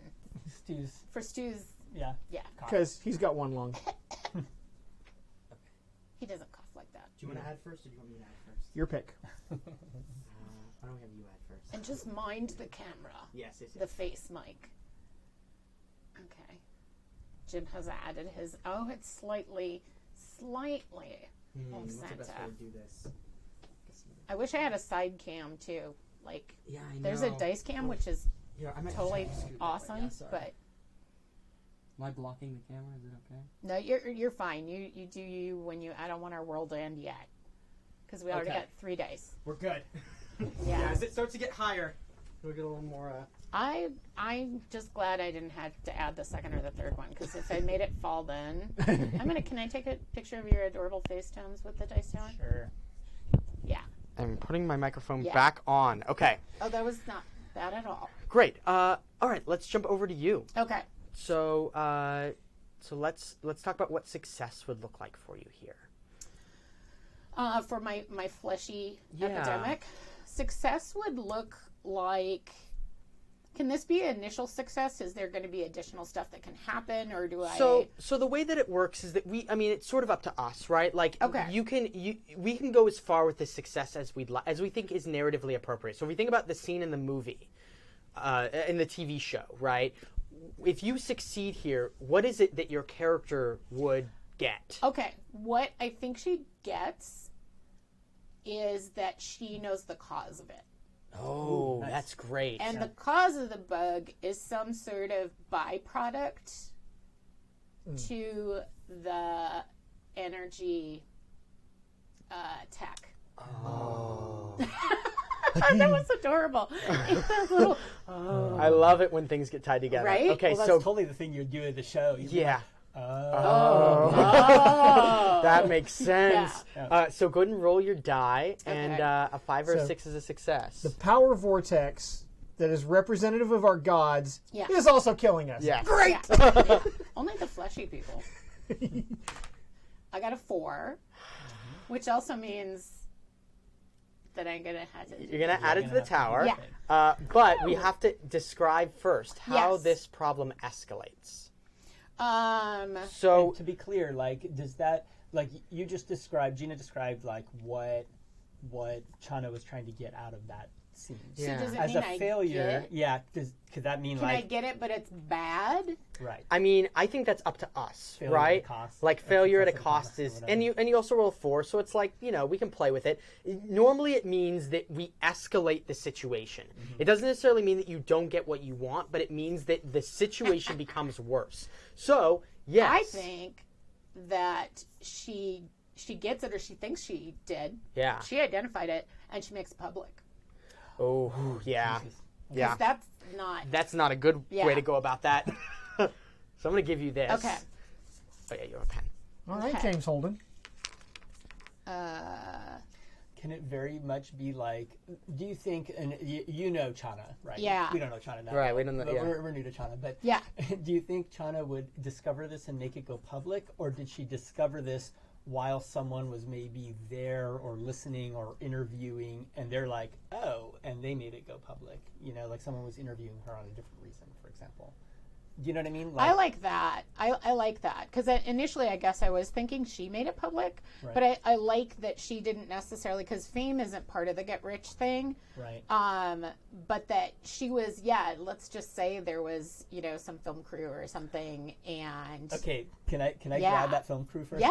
second? Again, because we have this weird, like, AI digital world going on here, Right. right? So it's almost like maybe she let in this reporter, and a reporter Yeah. is just like a series of, AI type things, which Yeah. are like checking out your systems, and you're like, yeah, of course, we're showing, it's like a report about the work you're doing, right? Yeah. And that is enabled, but you forgot to, like, let the reporter go after this. because discovery I'm was totally made. engrossed in my work. Yeah. Like Right. I've just discovered, The cause of this. the cause thing. of this thing, and discovering the cause is like just Yeah. not even a hop skip. It's like a jump to the cure. So where do we think So, that goes? I think it's somewhere by health, which Yeah. is me. Maybe but between safety, so maybe like here. Yeah, I'm and thinking. citizens. So should it always just be 2? It can it sort of triangulates mine's or more like Oh, you have quadrangulates. energy. That's your Right. personal. Yeah. Oh, kinda energy think- is Yeah, that's very right. similar too. So it might just go like here, like in the middle of all of Yeah, us. no, I think you're right. So I'm going to put it in the middle of kind of Yeah, all of us. that's perfect. Can we put this by the tower? In fact, I'm just going to put it right Just by like the X next card to the there. tower somewhere, because that is the purpose of Is the that the tower. way? Yeah. Let me double check because I think it's slightly flipped. That's perfect. Yep. Okay. Yeah, Now you're yeah, gonna yeah. add a die to the tower. I know. So this is totally okay, and Uh, I've not been drinking coffee all day. Pro and- tip: if you put your elbow on the table, it becomes a little bit easier to Leverage place there. it. Also, if it's really shaky, you can do 2 fingers. Shaky. I'm super shaky. I don't care about mine. Do you have any, like, Because honestly, I could put this on halfway. I know I turned my mic off. Sorry. It's the next person that will pay for where I put mine on. Did you see me make it? Can I nudge it? So after once you my- release it, you're not supposed Okay. to touch it. I'm gonna Oh. Well, I predicted it. That's I kind of okay. called it because it's a little Yeah. askew. well, I won't it have to needs deal a with that because nudge. I'm gonna succeed. in You that. are. Yeah. This makes you want to succeed even more. So, So if now anybody mine? can see Yeah. it. So now we jump over to you. All right, Tell me what success so- looks like here. So I think again, Dr. Jan and crew are trying. The hive mind is trying to hack into the Yeah. the ship, and I think success would be that they discover. I think they're just going to discover a little bit about the truth behind the settlers and their proposition. Right? Right. They're saying like, yes, we want your technology because we found a similar thing, and is that true or not? Like, Yeah. just some of those facts. Right. So I wanna pitch something to you with that regard. So would we could we say that successes that you find that their purpose is that they truly did find a thing, Right. and they actually do want this thing to help their people back home, Right. and failure is that they're here for a different reason. Yeah. Okay. I think that works. Okay, cool. All right. Because I love that you're... Oh, yes. So that is a success. That is a success. 5, our first success. So we'll put that back in the dice pool. Yeah. So yes, let's talk about how this succeeds here, how it de-escalates or how it changes based on... Okay. And sometimes when we write these things, we like put them on top of the last Yeah, one. so like you to could kind of just, get rid of- if you write something that you think replaces that aspect, you just Right. get rid of it and put the new one on. Okay, I think this is going to look like a situation where it makes them look. What's the word when you kind of like empathize with that group? Like, Sympathetic? Yeah, like sympathetic. I think they're going to be sympathetic at this point in Yeah. our narrative, in Yeah. that we see that we're able to get this footage of a situation they were in where they had something which is like a totally basic version of what we're doing, right? They've like found this thing. They have a research station which is trying to figure it out. At this time, they don't know that anybody else knows this type of thing exists, this vortex thing. And their station is like ripped to shreds and causes havoc. And, it just caused like a lot of destruction in their world. And they're like, okay, wait. We've got to, we don't know what to do about this. Yeah. Right? So there's a little bit of like, they're just trying to do the best for their people. Yeah. Right? And now they've discovered that Right. somebody else has succeeded in harnessing this thing, right, and like controlling it, right? And maybe it's even like that situation, that vortex and I'm going to say it's around Europa, there's like side effects. Like since they tried to harness it, it's now kind of like this slowly moving storm, which is kind of like Cool. causing problems Yeah, on the planet, yeah. right?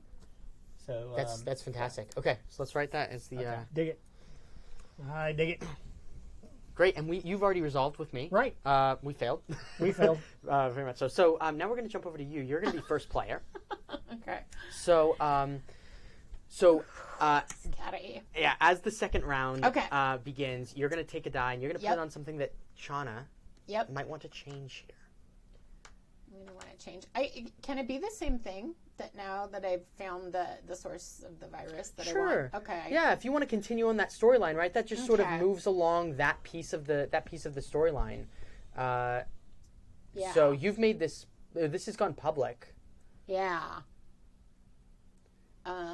So I'm looking around just to make sure that's where I would want to stand. Yeah, still, but especially now considering it's your motive publicly- getting Yeah. rich. If there's Yeah. anything else that you think might give you more of a chance to do that. I'm gonna say this versus because otherwise I could see going to the settlers from Europa. I guess Unsuccessfully. what the are you trying to address the fact that where's the it going public? Is that It's gone Is that there? public. Yeah. Is that what it's you're trying to between all of address? us. I think I want to find a cure faster because now Now it's public. it's public. Yeah. Okay. Yeah. So you're not So- trying to cover You're it not up. trying to cover it No, up. You're I trying to gotta- just do it. Okay. Yeah, Yes, you're so putting I'm it gonna back put there. that- So that ship sailed, Yeah. and now you're trying to Yeah. fix the problem. Doubling down and Yeah, hoping. that's somebody else's problem. Yeah.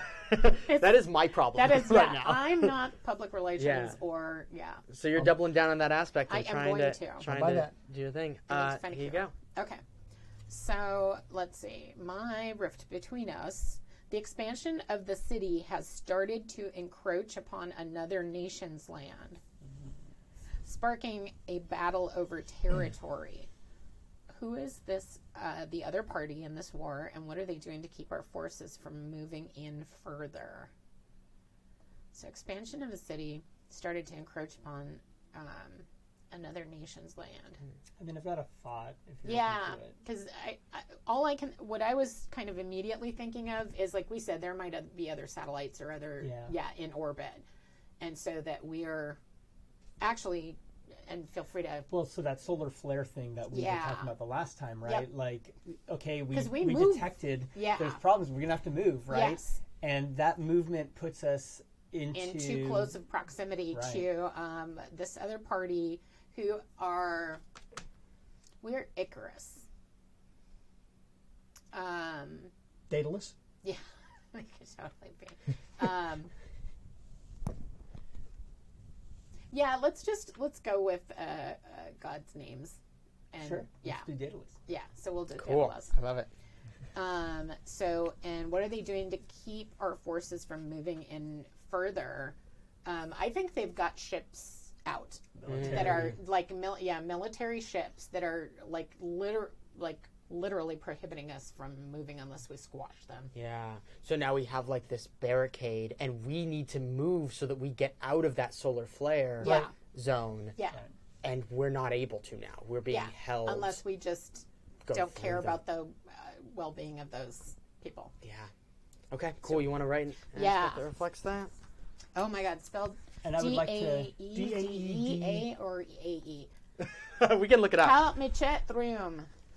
Almighty chat room. It's A-E or E-A or I can never remember what's Caesar either. I'm being honest here. I think it's AE. I'm gonna go with AE I until know. proven otherwise. I know. Chat room's tiny bit behind us. So D-A-E-D-A-L-U-S. hello. I just got my pen on the paper. D-A-E-D-A-L-U-S. Okay. The rest is like I would have spelled it. And Okay. Daedalus. for anybody who's interested, he was the Station. father of Icarus. Oh wow. Okay. Fitting. Daedalus You Station. gotta have that in the sample names. Yeah. We're encroaching. And they've sent out military ships to stop us. That's fantastic. Maybe that is like the original. That would be amazing if it was the original station that took Yes. advantage of the vortex before it moved, and we're the ones who can kind of follow it around. Yeah. We're like the next. Yeah. level, We're the right? next generation. Yeah. We're the 100.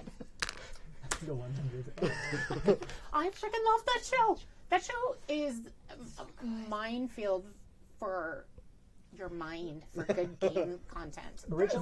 They almost lost me at the end of the first Yeah. episode, but after course, that it they're actually pretty. gets better. But no, it gets. Well, no, it was one line at the end of the first episode. Yeah. I that- stopped watching because of that. Should I not have? No, Okay, it gets okay. really good. Okay. Cool. I stopped It watching. actually is fun. I was always Okay. like, Are oh, you know the line? I mean, I stopped watching after the first episode because I was Yeah. like, oh, that was cheesy. They did not stick that landing. And we're back, bitches. Yeah. Yeah, that's what it was. Yeah. I was like, oh, this is on the WB or the CW, CW, or whatever yeah. it is now. Okay, They're so way this too goes pretty to be between. It's probably full on Safety. safety. Yeah. Yeah. So where should I drop you? Because my little computer's in the way, right there. Okay. That's really good. That's really good. Sorry. The No. 100 is fantastic, though. And by the way, I was thinking about like I'm Team Kane.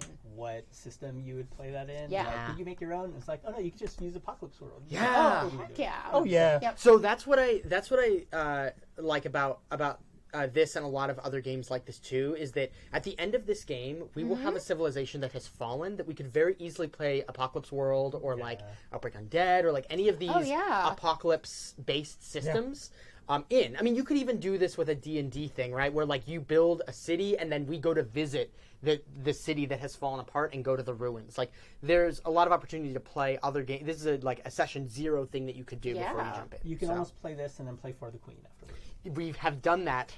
Oh yeah. And it was pretty great. It was pretty great. I'll take that card from you too, Okay. so you can put it back. There on. it is. Yes. Great. Let's. I'm gonna give you a die. Oh yeah, die. I like that we go around with our story before we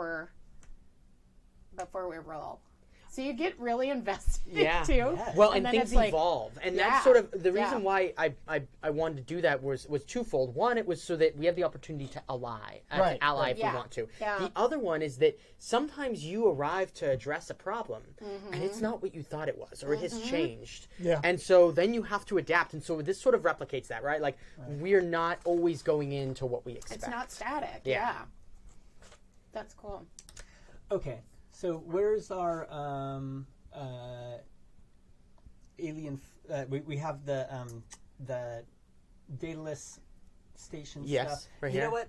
By safety. I'm gonna go play with that. Yeah, because I'm you're gonna protect play with it the citizens. specifically because I think what's happening here is Hive 49B has just determined that Europa is not a threat, right? Right. Or at least Cool, not the 'cause same threat we you thought hacked it in. was. Yeah. I mean, look, they showed up. They have a full fucking military fleet Right. out there, right? Like, we don't know if we can trust them. But now we're like, oh, wait a minute. No, they're here because they're running into some serious issues. And yeah, maybe we can help each other. And by the way, Daedalus is not letting us go where we need to go. And they've got a military fleet, but so do these guys, right? You help us, we help you. That's right. So we're trying to convince our intelligence that we should align with these guys. Got it. They have a reason to trust us, and now we have a reason, that we could use their Meaning they're Europans. The Europans. Yeah. Yep, So yep, I yep. think that's what's That's going on. great. That's fantastic. Great. I'm going to hand you a card. And I do want to show everybody that the cards do now have 2 falling people on the back. Yeah. We're in the Uh-huh. second era. Yes. So these are the rifts between us, right? We're a slightly different level of cards. yes. Right? So they So- escalate as the game goes on. So these questions are not 100% Yeah. random. Yeah, There's yeah. a random set in the first batch and then the second Okay. batch. And then also there are a Nice. whole stack of cards in here that we haven't used. So you have a whole nother. So if you get through all these cards, which we probably won't, but if we were to get through all these cards, you haven't seen all the cards that are in there. So you'll still get different and new stuff. Part of the Okay, setup that just that so you did can earlier. play along with us emotionally. Like you said, you could even go through these cards, but we probably, if you got there, but we won't. But we probably won't. And my heart went. I gotta interrupt the shower. I probably have to roll first. What's the tallest tower you've had? In Well, I so know. so it's interesting, right? Because the dice really matter in this, and so we tend to do. There will be custom dice that come with the Yeah. game in the Kickstarter, so that's great. And we're gonna do some testing on a bunch of different die to figure out what the best ones are. I like these, which get to between like 10 and 12 usually, but we've gone as high as 15. And when you get to 15, it's like nobody's writing on the table, everybody's hands off, Yeah. So anyway, at 2 or 3 rounds in, it starts to get really precarious. But we've gone as far as 4 rounds, 5 rounds, and it gets. I already made Very a dicey. wobbly one, so it'll be out. I was all like, I should have got more invested in how I put it on there. All I did was turn off my mic. I went, okay, I got this. Oh, shit. Yeah, that's kind of sideways. So far, not my problem. Yeah, I know. So me far. too. I'm like, oh no. All right, so an outside force tries to invade the city. Ooh, yes, perfect. Who are they? What is the purpose of the invasion, and what's their plan? Yeah, let's go with the obvious. I mean, we are now going toward Daedalus Station. I think it's, like the setup to this is, oh no, they have their fleet is blocking our path. We need to follow the vortex, etc. And it turns out that they're not just blocking our path. They've actually sent invaders. Yeah. And we noticed this last minute, right? Yeah. So I think it's totally There one are of people those. on our. I think there's already there's nice. a couple of people, like a crack team, which is already Yeah. on, in our Icarus, city, yeah. right, in Icarus. And then there's also a very close force, which is here to invade, right? Yeah, that makes this even more desperate. Right. Yeah. So do we think that we're Crap. replacing this? We're encroaching. Yeah, I think we're replacing this. Which one? This one, the Daedalus Station. We're Okay. encroaching. Sent military ships to stop us. I think we're replacing that with Daedalus is now invading. Daedalus is now invading. Yeah. Specifically, it says, and what's their plan? And I think this crack team that they've sent, I think they're going to try to take over the systems, right? Yeah. Maybe the surveillance systems. Yeah. Maybe it's other. Probably systems they're in trying place, to. Yeah, they're trying to use the technology. Since our surveillance system is not the best anymore, it has sort of gone downhill. There are holes in the firmware or Makes whatever. one wonder whether there's a connection between the Darwinists and the Daedalians. Yeah, is there some sort of alliance we being were formed? distracted when we got infiltrated. Yeah, Yep. And that line of defense obviously drew attention too. yeah, we get that shot in the Uh-huh. show of it's the Yeah. episode finale, and it's the moles that have been sent from the Daedalus station, and they're meeting with one of the Darwinists.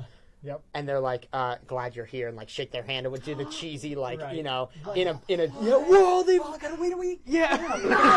Guys, pay attention. It's totally down the hall.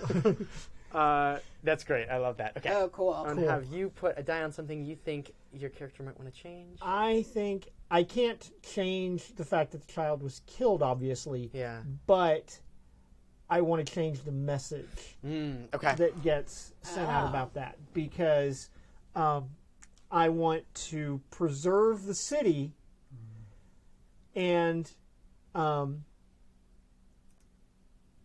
that means that we actually need to digitize more people. Yeah. And that this child has now been ripped from ever being, transcending. They're gone forever. She can never transcend. Yeah. Now. Her consciousness has been lost to us. And Sort of reinforcing the idea that it is necessary to do this. Yep. That the only immortality is digitalization. Yeah. Yeah. That's great. I love that. Okay, I'm going to hand you a card. All right. Oh, dear. You didn't get the puppy card? No. That's buried in the deck. I did not get the puppy card. Everyone gets a kitten. That would be a rad card for the That you Kickstarter, can like keep. a bonus. That you can keep. Or you can give it away. Or you can give it away. Yeah. The environment surrounding Icarus has become damaged or sick in some way. What is the city doing that has caused this environmental degradation, and why is it so difficult to stop? The tower is actually interfering with the towers, because it's evolving on its own, and it's evolving in response to the solar flares. Right. It is now interfering with the vortex. It's grown too large. Right.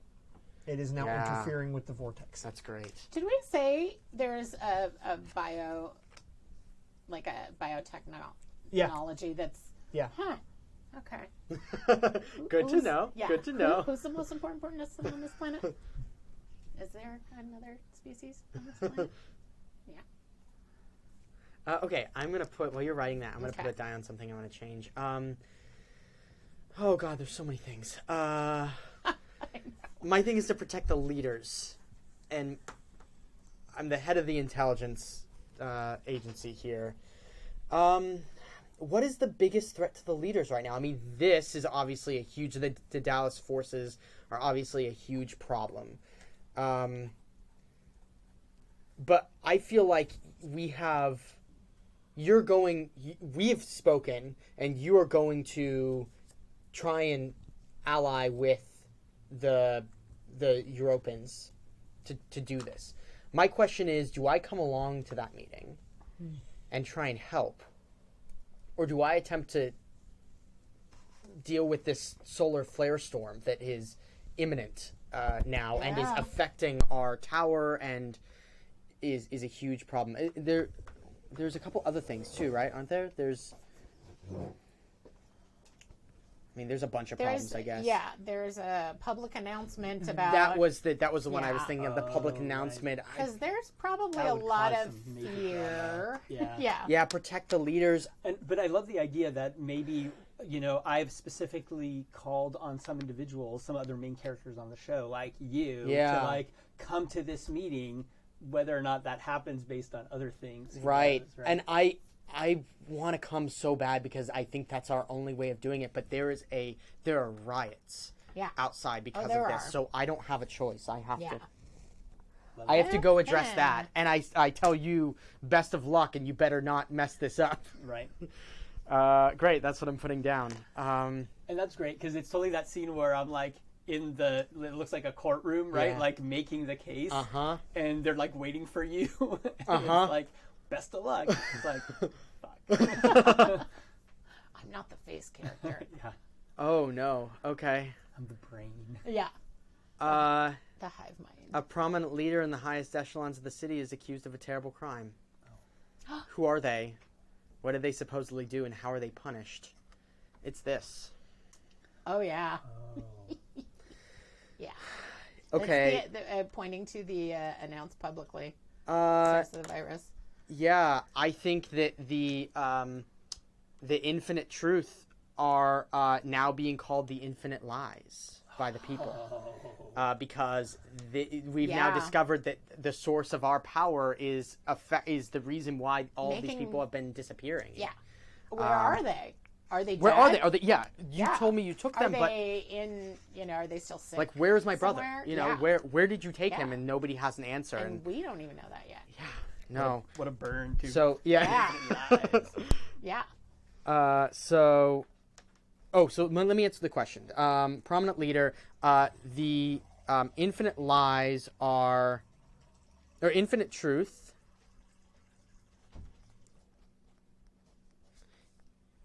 Is being accused. I think the infinite truth.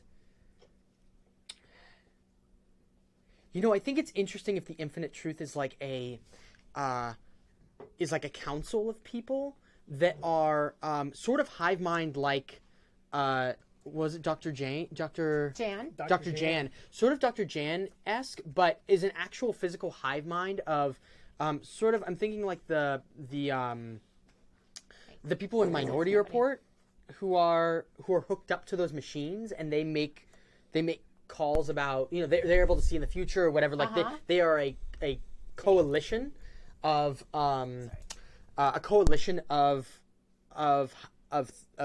leaders who have all been linked together, like their brains have all been linked together, so they think as one. Okay. And so that is what the infinite truth is, and all three of them are being called out because they know that they have this knowledge, or they should have had this knowledge that the energy is what's causing the problem. So who are they? The infinite truth. Did you hear what I was talking about? The infinite truth being a collection of three individuals who are all linked in mind, sort of Minority Report style. Okay.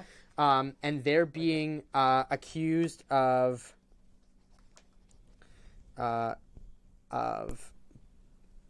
infinite lies. I'm going to put in quotes.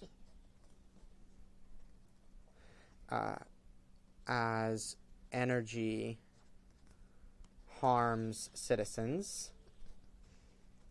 And then how are they punished?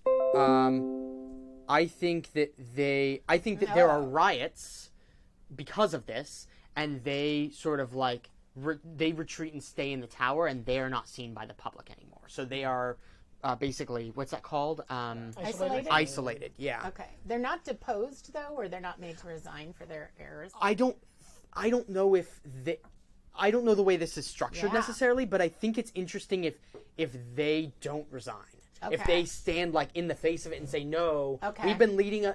we've led you through so many things, like we are going to continue to But do they're our just job. sequestering themselves. But they've been isolated. sequestered, Okay. and they are no longer in favor of the public. It would be kind of fantastic if they actually have some level of control where having them resign is not necessarily an option Yeah. yet. Oh, right? interesting, yeah. Like there's something Yeah. they control where it's like we just can't get rid of them. Yeah. It's more like So that is going to go next to this. It's okay. So that's what. So Spencer infinite just truth, wrote. infinite truth is being Yep. accused of infinite lies. Okay. As energy harms citizens, they're isolated from the public. And it's going next to our announced publicly the Yeah. source of the. Oh, I'm also going to write secret virus. riots on here.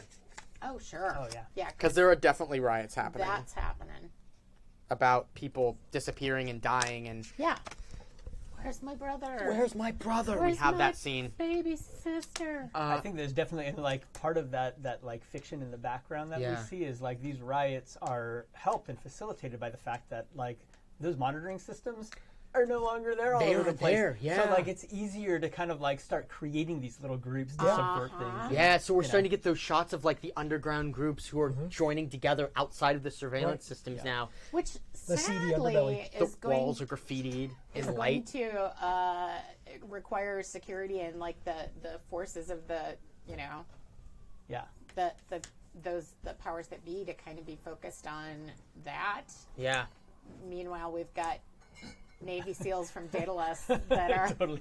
that are like crawling all over our planet or our little station. There's definitely some our of those giant like city. going through some of these like service tunnels Yeah. to kind of, Uh-huh. like hack into our system. Yeah, and we have like Yeah. light graffiti that's happening on the side of the buildings now, and I only have so Yeah. many arms. he has 4 arms, right? Only got so many. Great. So we have finished the second round. So play goes back to you. You're gonna put a die on the tower. You always have to put one. One as the first player on So top it of is the tower. Your problem. It was. Okay. First, I turn off my mic. Well, So that I can- let me tell you that it's like no, it's I a know little it's bit that way. towards me. But good luck. It's towards me. I'm gonna put it. I'm gonna do your elbow Mm-hmm. trick. Elbow trick. Good idea. I did it a little bit that way. Yeah, that's good. All right. Okay. Great. Now you have the great task of describing what success looks like and maybe having to stack another die on the tower. I know. so I roll first, though, right? So you're going to describe what success would Sorry, look guys. like for your character here. Oh, for and inputting that die there? And no, so you're gonna describe what success would potentially look like if you succeeded, and if you fail, then you have to go the opposite direction. So what does it look like if you succeed here? So looking for a cure. Yeah. A full-on cure, like an inoculation cure. Yeah. And so that's what that would be. It's like in isolating this superbug and figuring out how it works, there is an inoculation to reverse the effects of it. So that, maybe like it's like I was gonna say it's magnetism and solar stuff that's affecting it, right? That's sort of like spurring these bugs. kind of warped. So it warped those bugs. Or is it just the evolution of the tech we're using with the If this started happening at the same time as we started building the tower, right? The tower is like built with this biotech stuff, and it's like a warped version of that. Yeah. Which is, Yeah, that's great. So it's linked to the tower somehow. That's a great idea. Yeah, Like it. we announced publicly that the source of the virus was this, right? So so it has to do with that tower spreading its tentacles out more and more. Yeah. Yeah, that's cool. I Yeah. like that a lot. So inoculation and the virus still exists, but that you are, you're safe from it. I like it a lot. Let's do it it. won't escalate. Great. Let's roll and see if that happens. Yeah. Otherwise, we'll describe what the other thing doesn't look like because I'm going to be so fine. Oh, No, to so roll you get to first. roll and see if you. You might I was not even already have to. trying to. Yeah. Okay. You I'm might gonna succeed. turn my mic back on, and I roll a 6, and I rolled a 3. Okay. Okay. So failure. So how does this escalate? Here's how it escalates: is that I have isolated that virus, and I think that the way I've utilized that virus to inhibit the spread, so that you're inoculated and you're safe from it, actually increases the potency of the virus. So the symptoms are going to be much more rapidly escalated, and somehow it strengthens the superbug. Yep, that sounds about right for this game, huh? Yeah. Yeah, and also our die rolls not so awesome. Yeah, I mean One success? the game is stacked against you, right? No, that's okay though. You got a 1 in 3 chance of succeeding. Yeah, so it's like it's stacked against you, and it's sort of designed that the city will fall. But when you do get a success, it feels great. Like it's suddenly like, oh, there was reprieve for a moment. Yeah. So the epidemic is advancing, and now people can see it because it's like totally advancing. This is going to go. It's energy and. Does it cover the existing one, or is it like? Oh yeah, It's that's made, a good. It's made public, but now it's been strengthened as well, Yeah. so it probably would go there. Yeah. Yeah, between health and safety and energy for sure. Yep. Right. So definitely. So yeah, you can see it because people are coming down with it at an increased number, like it's exponential. Right. Um, Let's see how exponential it is. It depends on if this tower survives. Yeah. It's, Okay. If the tower doesn't survive, then It's very exponential. then it's very it's exponential. weird. I'm right-handed, but I keep doing left-handed. Like it feels sturdier to me. Okay. That was wobbly. But That's it's okay. You can let go. Yeah. And I did let go, which would have technically been like you let go. Yeah. Okay. Oh, All right. my God. Yeah, we're 6 high. Yeah. And it's wobbly because of me in 2 places. So. That's okay. Yeah. That's part of the It's tower. okay. It's still It's handy. yeah. It's part of the game. Okay, let's jump over to you, Tom. All right. still so alive. It's that one, right? Yes, you're going to. You were going to try and talk with Yeah. Europa. Right. So Dr. Jan is Yeah. Wait, so Dr. Jen was trying to tell the forces of Icarus that if we align with Europa, maybe we can, stand against Daedalus. Yeah, I mean, they would have to, like, Europa's only going to help us if we already give them something. We can't just promise to give them some tech. So we probably have to, like, give them some basic thing, and then they'll come down and help us with this issue. We give them the plans. Yeah, you could give them the plans to the tower, and maybe. I don't know if we're gonna. I don't know if we're ready to give them the plans to the tower. Plans to the tower is like not just how do you control the like how do you move with the vortex. Oh, I guess it is how to control the vortex. Well, what if we give them? What if we give them like half of it?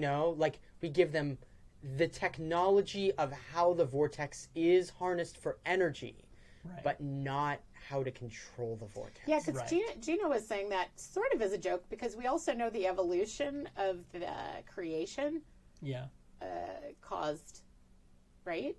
Mm-hmm. Yeah. Yeah. All right. So we'll give them like basically half of where we're at. Yeah. Not necessarily how to control it, but how to harness the power. Yeah. And that'll give them enough confidence in our working together that they will, come down and help us with this, this force out there. Hopefully. Yeah. Maybe. Hey! Right. That's a success. Yay! Yes, it does feel good. You succeeded twice.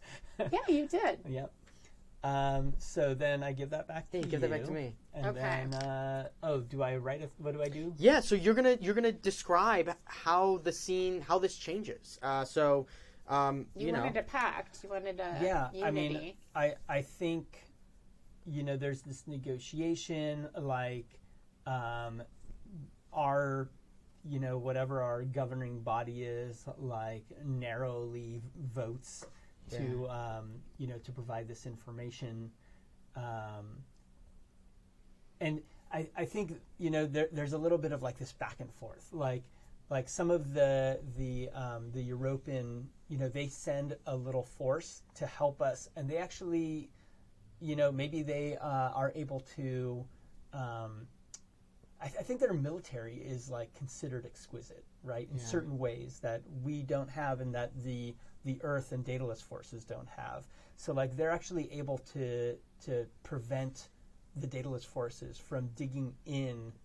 Like help us with them coming into our our own. And it's kind of like that back and forth, like, okay, they captured some of these invaders, and then we give them some plans, and then they send their force to, like, deal with the Daedalus, like, their fleet, right? Yeah. And so that's kind of, like, happening in the background. We see, like, ships attacking each other. And the ships look very different, right? Like, they look super different from what we have. Yeah. That's great. So you want to write an aspect that reflects that? Yes. That's actually a pretty big victory for us. Yeah. Yeah, no, that's good. A lot was riding on that, because if we got invaded, that would not be a good thing for us.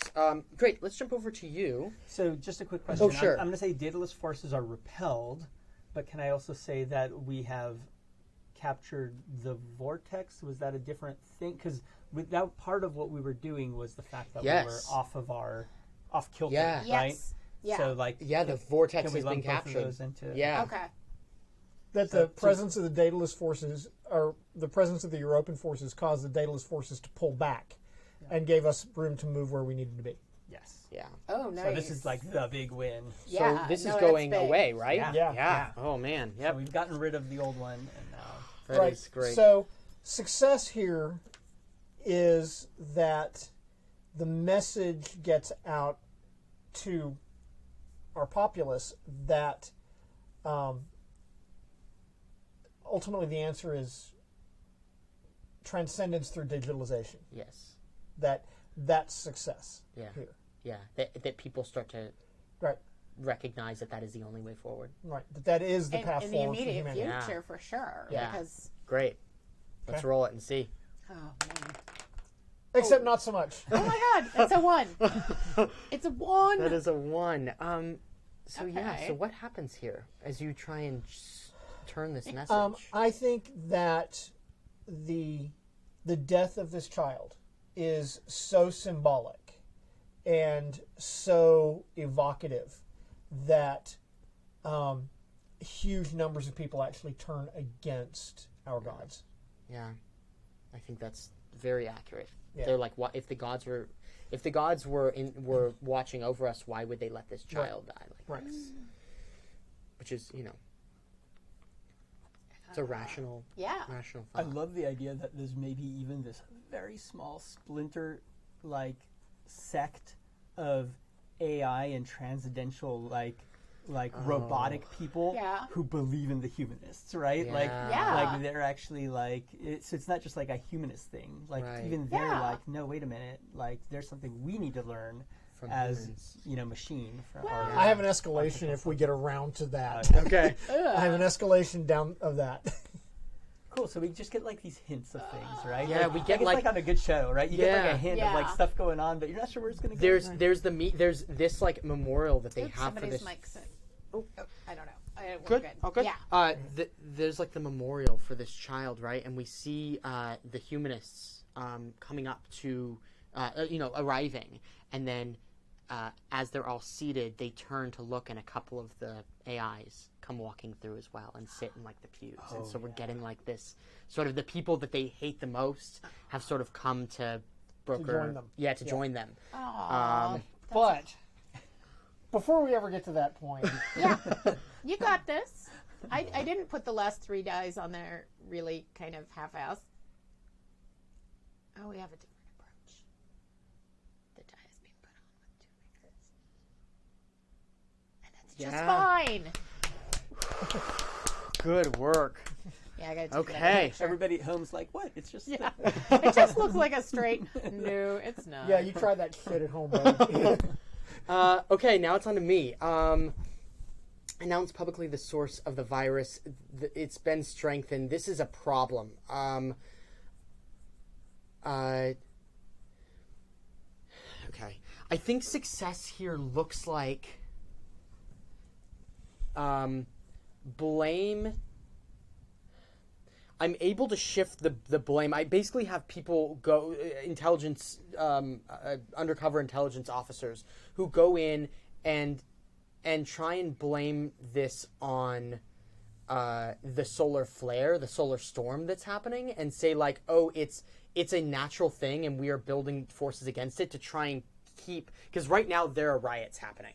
I'm going to try and squash those riots and basically say this is a natural thing, and the only way that we survive this is by coming together as a group. You have to trust. Yeah. Our leaders have not let us down before. What you've heard and what you've seen is not the truth. This is a problem that we all face from this natural disaster. And we'll see if they believe me. You got this. That is a 6, Yeah. ladies and gentlemen. That is a 6. So this is that moment the mid-season That's finale, awesome. where Abacus himself comes down and gives this speech via all of the TVs that are out, all of the projections that are out. It's projecting on the walls of the biggest buildings, and Abacus says, the only way forward is together, that kind of speech. And somehow is able to get this to stop happening. So I'm going to make an aspect that says the people trust the leaders again. Nice. The people trust the infinite truth. Good job, Abacus. And I like how maybe that speech is happening, and you know how you get those little flash cuts to different parts of, the ship or different parts of our story. Yeah. And we get to see that cut to that, that humanist meeting where the AIs came and sat back at the back pews, and we see these humanists coming up to them, but then they hold out their hands. They Mason shake. Yeah. Yeah. And they may or may not be on the same side as these guys, but you're getting this sense of okay, there's people coming together to try to get their shit done. And we have Abacus's voiceover going on all through over that scene. Yes. Oh, man, Yeah. so good. So It we is we turn everybody to the sun basically, and we're like, we Yep. have to. This is our giver of life, and our greatest enemy. This is the god we should fear. This is going away. That is replacing it. Oh man. Okay, and I don't have to put a die on the tower. So, first player jumps to you, Tomes. I'm gonna give you a die. The first thing is that. I've had to put 3 on. Better have to not put any more. Oh, man. I gotta roll, And roll good. I don't know if the rest of you can't quite see this at home, but there's like a lot of cards with a lot of problems on the board.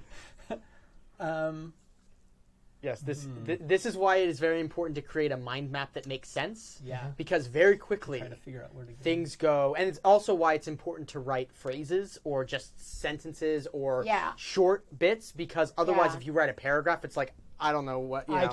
I can't work with I that. remember what that is. Yeah. TLDR. Yeah. TLDR. What is the problem? The nice thing is everything's played in this one-shot sort of format, so we all know. Even if you just put like Darwinists, right? We all know because we've had that conversation, and we're not going to forget it between sessions. So you can just put that sort of loose phrase on there. All right. I think, okay. Like sometimes when you don't have an idea of where to go, I'm looking down at my motive. Yeah. My motive is protect the citizens, and the biggest issue is our superbug. Yeah. So I think it's going to be something to do with that. And a lot of our characters have not necessarily been relating to each other yet. Yeah. But in this sense, like I think this is a time for, Dr. Jan and the Hive Mind to maybe start. It's a Saturday Start a morning band. cartoon. So cool. Maybe to work with Chana, or at least to reach out and figure out what they can do to help that Yeah, situation. and I love this too, right? Because you just got off of a task that was nearly impossible, Right. pushing back the dataless forces, Right. and now we're okay for a moment. There's a breath, and you're like, your character, whose motive is to protect the citizens, is not satisfied. They're like, we have all of these problems. Like, so you go straight to the next problem, And which it is feels like there's a breath, but there isn't, right? Like it's like suddenly the super. I mean, that can We got the that's their superbug. death, We've right? got the superbug. We've got violence going on in our streets. Yeah. We've got So I'm not worried about like the issue of it being out there or known. I'm worried about the superbug Yeah. itself, and I think it's Okay. it's like how do I use this trust of brains to assist in that problem, or possibly to try to get something we've learned from the Europans or who knows Yeah. what, but like what's also interesting is that the reason for the bug is the energy. And so now you're like Yeah. facing the problem Yeah. head on as the person responsible. or like how are we responsible Yeah. for it, right? Like, Yeah. Oh, yeah. it's, Yep. It's Okay. awesome. Okay, I'm handing you a card. They now have 3 falling They people on do. the back. We're on the final The era. final hours. could not possibly mean that things are escalating. Couldn't possibly mean that. All right, a prominent invention, tool, or technology suddenly becomes dangerous to the citizens who use it. What is it, and why is it a danger? So, a prominent invention, tool, or technology.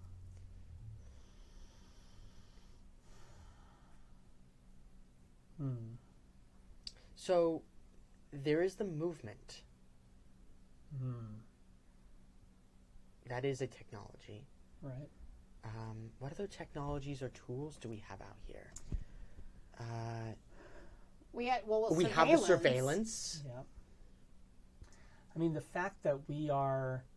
So there's the fact that there are AIs that have transcended, right? Maybe that Yeah. process of transcending might be interesting too. Oh, for right? that to be dangerous. What if when and I'm gonna pitch to you, you can Yeah. obviously No, reject it. I'm kind of at a loss. So But like, but I'm what if moving. they discover that because you failed that role to try and convince people to transcend, right? So what if they are discovering the limits of transcendence, that it isn't bringing the whole brain or even most of what the brain actually had? It's only bringing like this facade of the person. Right. And so you're discovering, like, maybe you guys are discovering, or the Yeah. city is discovering the limits of this transcendence that we thought was once the only way forward. Right. Yeah, I like it. Yeah. So, like, you know, that Crap. the Okay. the process of transcendence, I think most of us would agree, it loses humanity. Yeah. Like, you no longer have, like, what you end up with is, immortality, but there's there's a loss of personality, right? Yeah. But, like, I don't know. It degrades, like, the emotional palette, like, your ability to... Ooh. Yeah, just a loss of It's emotion. just a little sounds bit good. of... It's a little bit duller. And I like the idea of that slowly happening. Yeah. That it isn't all at once, Yeah. but like So these it's people not that like have been you're robotic or anything. Right. Yeah, it's like Yeah. these people that have been stored in transcendence, they suddenly are becoming more and more robotic in the way that their emotions. Right. Yeah, because that would be... I don't know. I would think come that out. would be natural. Right. You know, as you feel And pain maybe differently, the if way at this- all. And yeah. Yeah. I It all think the becomes way data. this shows in the way this comes out in the show is like, you know, I think one of these people who've been transcended, like one of the originals or something, like one of them is kind of released or shown, you know, like they've been Or let me pick something. yeah. Or one of the ones that was transcended reaches back to talk to one of their one of the people that they left behind. Right. Yeah, and we're getting that moment of like, oh, you know who it is? Where's my brother? Yeah, it's the where's my brother thing. He gets Yeah. the call through the whatever the piece of technology is, the TV or whatever, and he says, I am losing myself. I've lost myself. And he's like communicating with his brother for the first time in like months. Right. Yeah. But he gets this. He learns that his brother is being torn from who he used to be. Is like losing that humanity. Yeah. Yep. Oh God. I know. Oh, it's so sad. We're such bad people. All right. Oh, I just had to have a moment for that. I was like, man. Yeah, that scene. Yeah. Scene tears me apart, man. Yep. That's great. Okay, I'm gonna give Okay. you a die. Okay. 7 dice. Preserve on the city. Tower. Yeah. Save the city.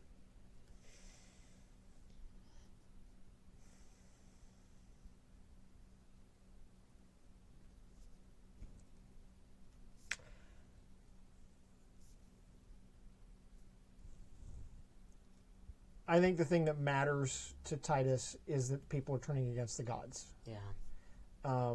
Because I see that as being the ultimate downfall of the city. Yeah. And success would be taking this off and turning people back to the gods. Yeah. Reminding them. Well, we just had this speech about how we all have to come together, and maybe you're capitalizing on that to sort of bring people back. We have to come back to the gods. We have to come back to the faith. Yeah. That's Well, and this whole thing that's happening where they're discovering, that's you're like having to fight against this. Right. That's cool. I like that a lot. Okay, I'm gonna give you this. Where do you So think I that think goes? it probably goes between these two. Something about Between health and safety again? well, I was thinking, you know what? I think it was the biotech which was throwing me. So I don't know if it's helped yeah. It's like much, between but- these two, right? Yeah, like closer to the religious Okay, yeah, aspects. maybe but it's Yeah, like, religious and safety. Because that's the process Yeah. of transcendence causes loss of And I emotions, think yeah. and I think health in some general Yeah. sense too, Yeah. right? Not the Yeah. epidemic, but like health as a Right. Yeah. pillar. Yeah. right. Alrighty. In a desperate attempt to obtain the dwindling resources the people of Icarus need, a nearby civilization has been raided. They declare war in response and send an army marching towards Icarus. What resource was being stolen, and what makes the responding army so intimidating? It was energy. Because when we moved the station, we totally cut off Daedalus from solar power at all, altogether. And so they no longer are able to get power. Right. And I think that as a result, the Daedalus station is probably in a decaying orbit now. And so they have sent their entire fleet. Yeah, this is the return of Daedalus. Yeah. Yeah. So we just get that scene of like of us encroaching too far. Yeah. On this has already happened, right? We've the European force pushed them back, but it pushed them back too far. Right. And that place goes out of orbit, and now they're sending everybody. We thought for a moment we were in the clear. Are they literally on possibly like these are arcs? Because is their orbit decayed to the point where they could not rectify it? So they're not only they could rectify it if they had power. Okay. They just don't have any more power. Okay. Well, and I think that part is like truly like I think there was a choice we made, right? Yeah. Like there was that part of the episode where like we were off the vortex and we're losing power, and then we have to get back on, and then there was like we could do this, but we would be blocking their light and possibly putting their entire station and lives at risk. Right, and they're like, and the engineers said, if we can do this, but if we do this, we're going to be cutting off Daedalus's power, and they will all die. And our administrator said, "I know." There was that scene, where, and this is where it's coming back to bite us in the ass. Yes, that's so good. I mean, it's sad, but it's so good. It's sad, but that moment. We knew what we were getting into. Yeah, we did. Yeah, we did. We all came here to play this game. We did. Okay. Protect the leaders. I mean, that might be the thing I'm putting it on, is what he's writing right now. There are a lot of issues here. I mean, the solar flare storm is also still imminent, and I love that this has just sat here like a ticking time bomb, right? Like, we know this is coming. This is the season arc where it's like the first episode set up that this is going to happen, and we have to do something about it. And we haven't, because we've been sidetracked with all this other stuff. Yeah. But infrastructure, pickles. But it's like plague. Whatever. But my thing, protect the leaders. This is the biggest threat, I think, to the leaders. Right? Is this group coming? That is definitely a safety thing. It's definitely an energy thing as well. I think it probably goes here. Yeah. And I'm definitely going to address that. That's going to be I'm sending out. We're sending our intelligence, all of our intelligence units, to try and intercept them. We're also sending people, to. We're activating the people that we've sent to the inside of Daedalus to do recon. We're like turning that. They're now turned. Maybe they're some of the people that are flying the jets, and now I'm trying to get them to basically like turn the jets on themselves and do this, suicide mission or whatever. Right. Okay, yeah, that's sad. I'm going to draw a card. Yeah, it is. Oh boy, this is actually not bad, but it explores. It's not puppies. Oh. It's a puppy. In an attempt to save themselves from the incoming catastrophe, okay.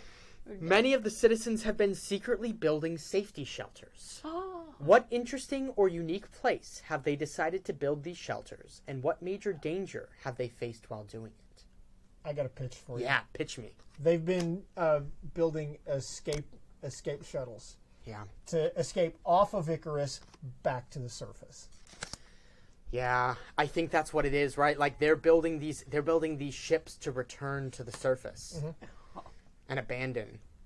What major danger have they faced while doing it? No one's done this in generations. I think we're in resources. Is it? Yeah, I think that you had an idea. I want you to pitch me your idea. I see it in your brain. So like. I mean, I love the idea that they haven't done this right in a while. And so it's not just like they're taking pieces of the ship that are traditional pieces of the ship. Yeah. But they're finding out that maybe taking some of that biomechanical... That's what I was... Because that was my initial thought. Yeah. Right? Yep. So like, I mean, I think that it could be like what they're doing will cannibalize... Yeah, the tower. The tower. Yeah, the tower. They're itself. cannibalizing the tower. Right. Yeah. Yeah, that's what it is. Okay. Yeah. Building escape shuttles.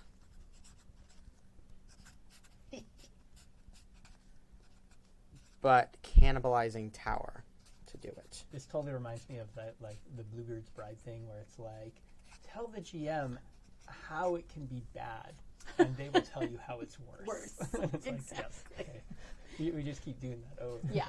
Yeah. Yeah, it does have that feel. This one goes to 11. This is going near the tower. For sure. Okay. Yeah, It's gonna no, go for that sure. way. So the tower is now being cannibalized. Okay. Now we jump over to you. Okay. I'm gonna give you a die. I'm going with the Europans. Oh, interesting. Things are all. I botched my experiment, but I have tech. I know. That's what I do. I study biotech, and I've got technology and access to it, and I need to make some cash to make sure my family is safe, and maybe they want to go live on Europa for a while, even though it's a shithole. Oh, you're sending your family to Europa. Yeah, and I'm now becoming like horrible because I'm gonna sell tech.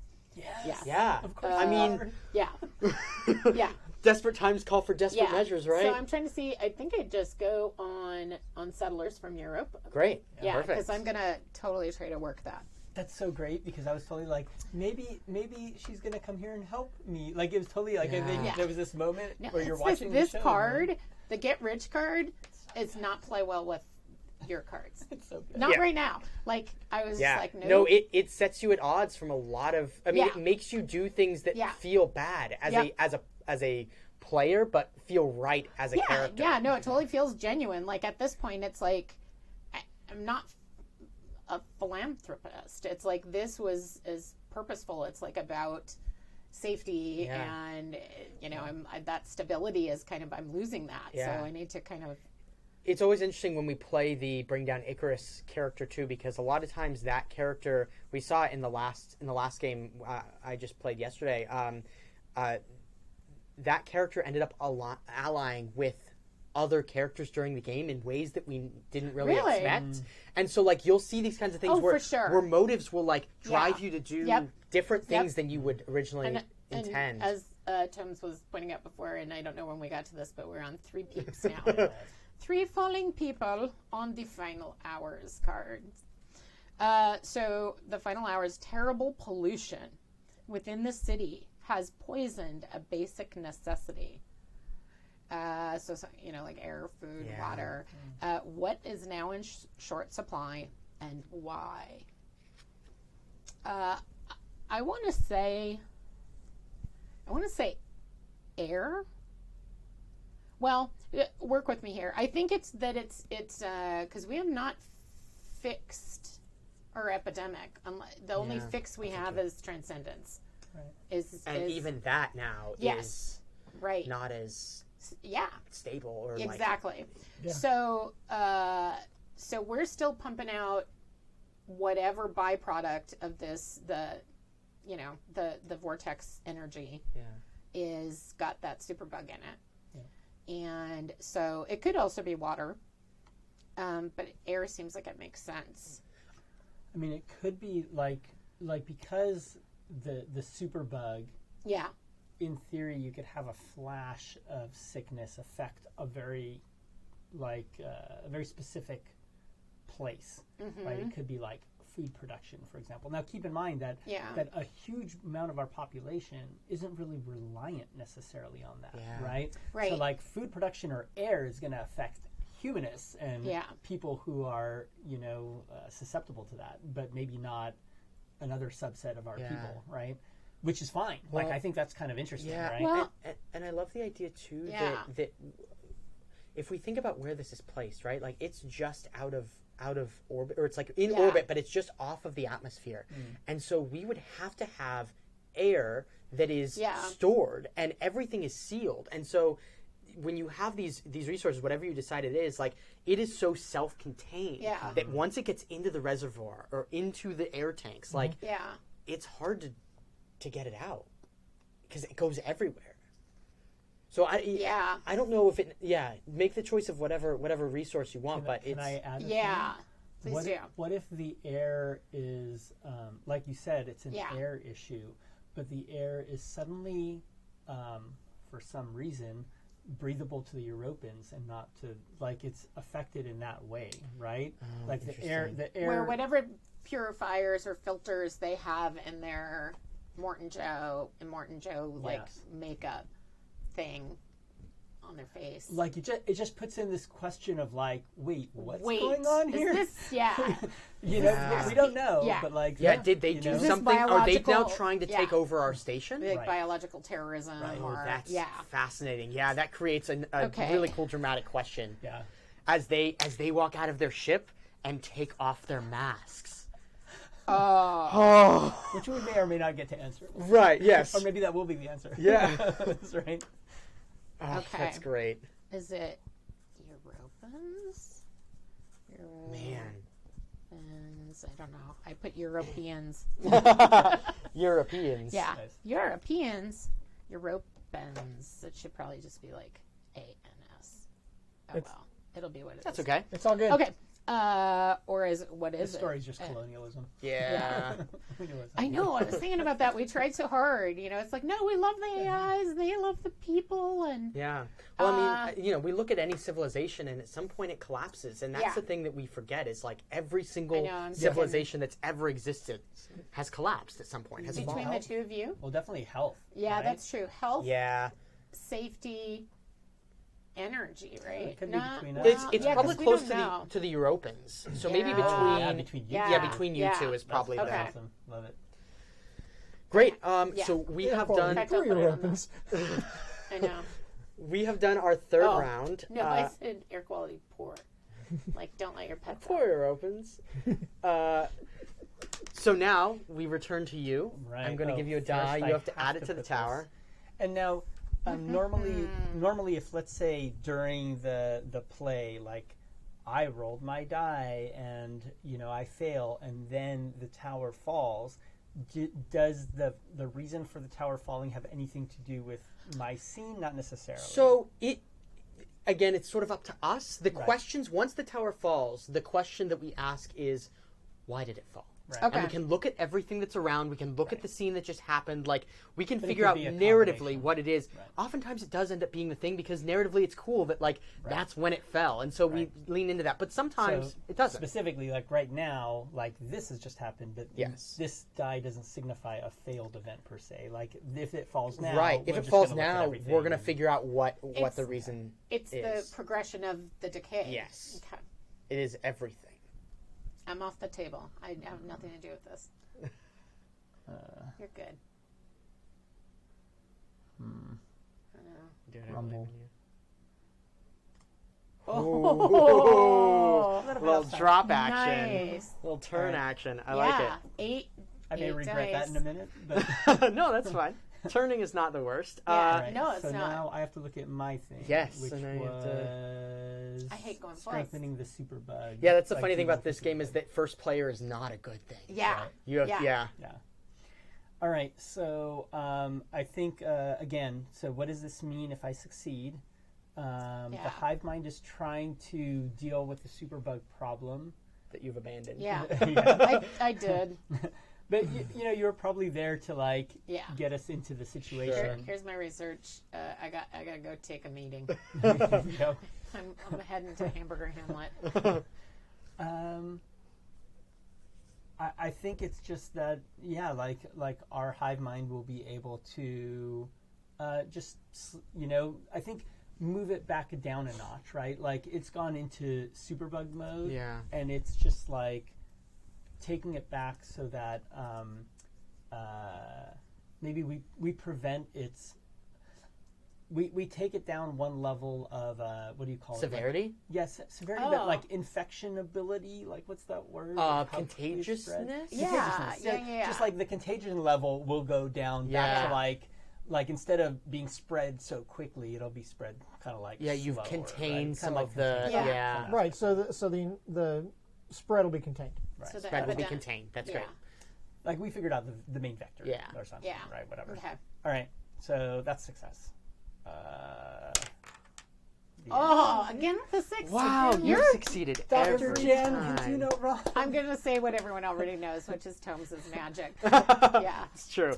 Everyone knows this. What I love about this too is that the hive mind. she was trying so hard to find this Mm-hmm. cure over and over, but you're the one in charge of energy.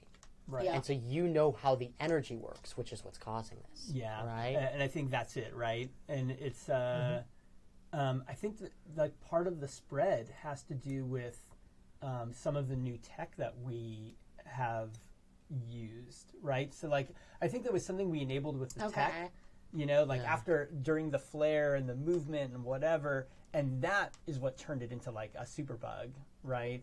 And like, we've kind of like taken that back down, you know, like turned off that lever, and like that's prevented it from spreading quickly. Yeah. And now we're kind of like, okay, we think we know how to follow the, like, we made some breakthrough, right? Yeah. Like, we still don't have a cure, but It's like, we're making the contained. breakthroughs, right? Yeah. Maybe this is the public service announcement where it's like, We'll kids, get rid of this. Yeah. Okay. maybe it's not all about getting rich. Maybe We're gonna get rid of this. Maybe it was Yeah. my So if you motive. want to replace, here, I'll give you this. Sure. If you want to replace that, Making because it's breakthroughs. writing on the back. So.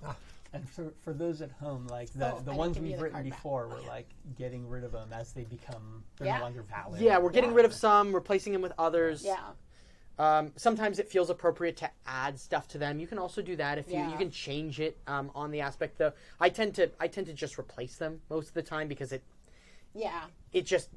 gets muddled very quickly. Right. So being able to see each individual one is important. Great. Let's jump to you. All right. Okay, so people are turning against the gods, Yeah. and success for this would be people turning back Yeah. Towards. towards the gods, towards faith. And I know what failure looks like. Let's roll. See what happens. That's a 4. I'm not clapping on the table. So close. Yeah. I got 4 too. I know what that feels like. Yeah, that feels disastrous. So the people have turned against the old gods, and the old gods have returned. Oh. The Titans have returned. Wait, they're real? What? But it's worse than that. The old gods have returned, and we were wrong. About And what? I was How? going to say, which aspect That's of this the end of the arc episode has- is like Yeah. they've returned And and we're wrong. Yeah. Uh-oh. Yeah. And people are like, yeah, that damn tower. No, it's totally the Darwinists. No, it's the something else. What is it? And I think I'm going to leave it right at that. Okay, yeah. So we're gonna I'm figure out leave what it that right means. at that. Okay. All right. That love makes that. sense. What is that? Even though we haven't answered the question, there's ambiguity here. Like, what does that actually look like? Yeah, Like, because what I do- want to know yeah, what they look. What do they look like? What do we is see it? that gives So- us a Yeah. hint that, like, oh fuck, what? The way I kind of envision it in the episode is like a huge gate opens up in space, Oh man, yes. and these enormous, I mean, like orders of magnitude larger than even Icarus itself. Yeah. Just orders of magnitude bigger. Just appear, Are they like? Are What, they beings? mechs? and they're their ships. They're the Titan ships. Huge Titan ships.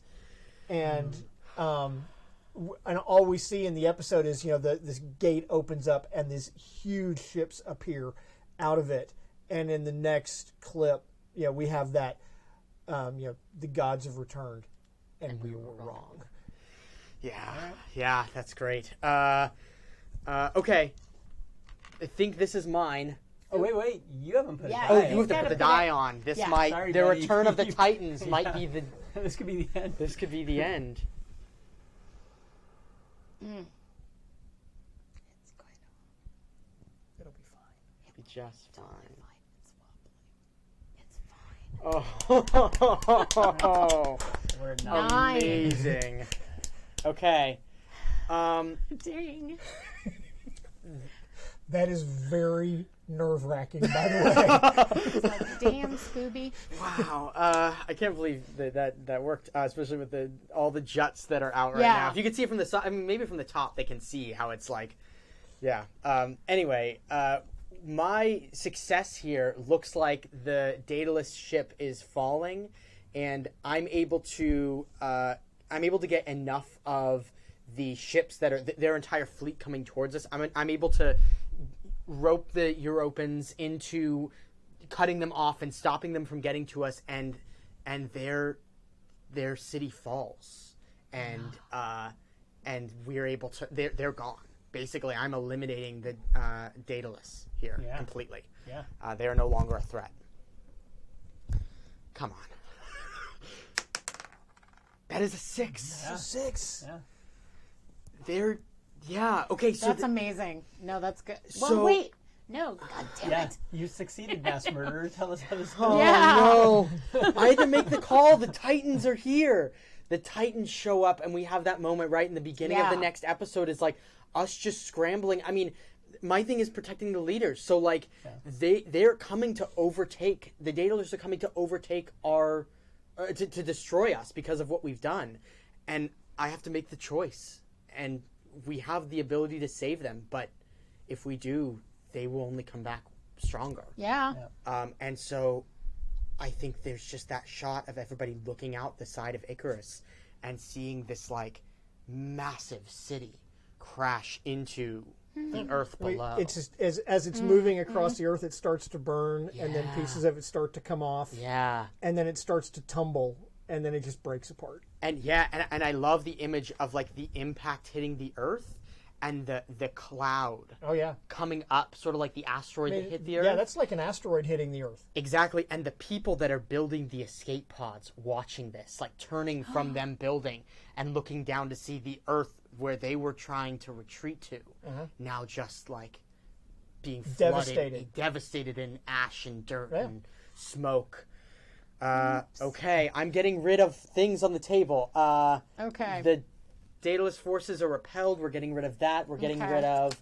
We cut off Daedalus power, and we're just getting the Daedalus have fallen. Yep. I like the end of that episode is totally like the silent credits. Yeah. But then like the next episode, like you just see this cloud in the background and like that earth shot, you know, but it's just kind of like floating away. It's just kind of like it's over. Yep. You know? They're gone. Yeah. That threat has been eliminated.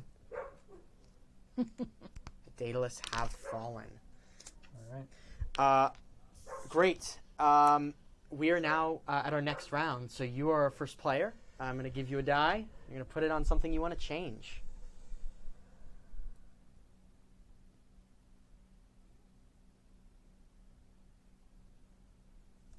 I'm going to stand on the thing I've been focused on. Yeah. It just it makes sense because I want to preserve the city. Yeah.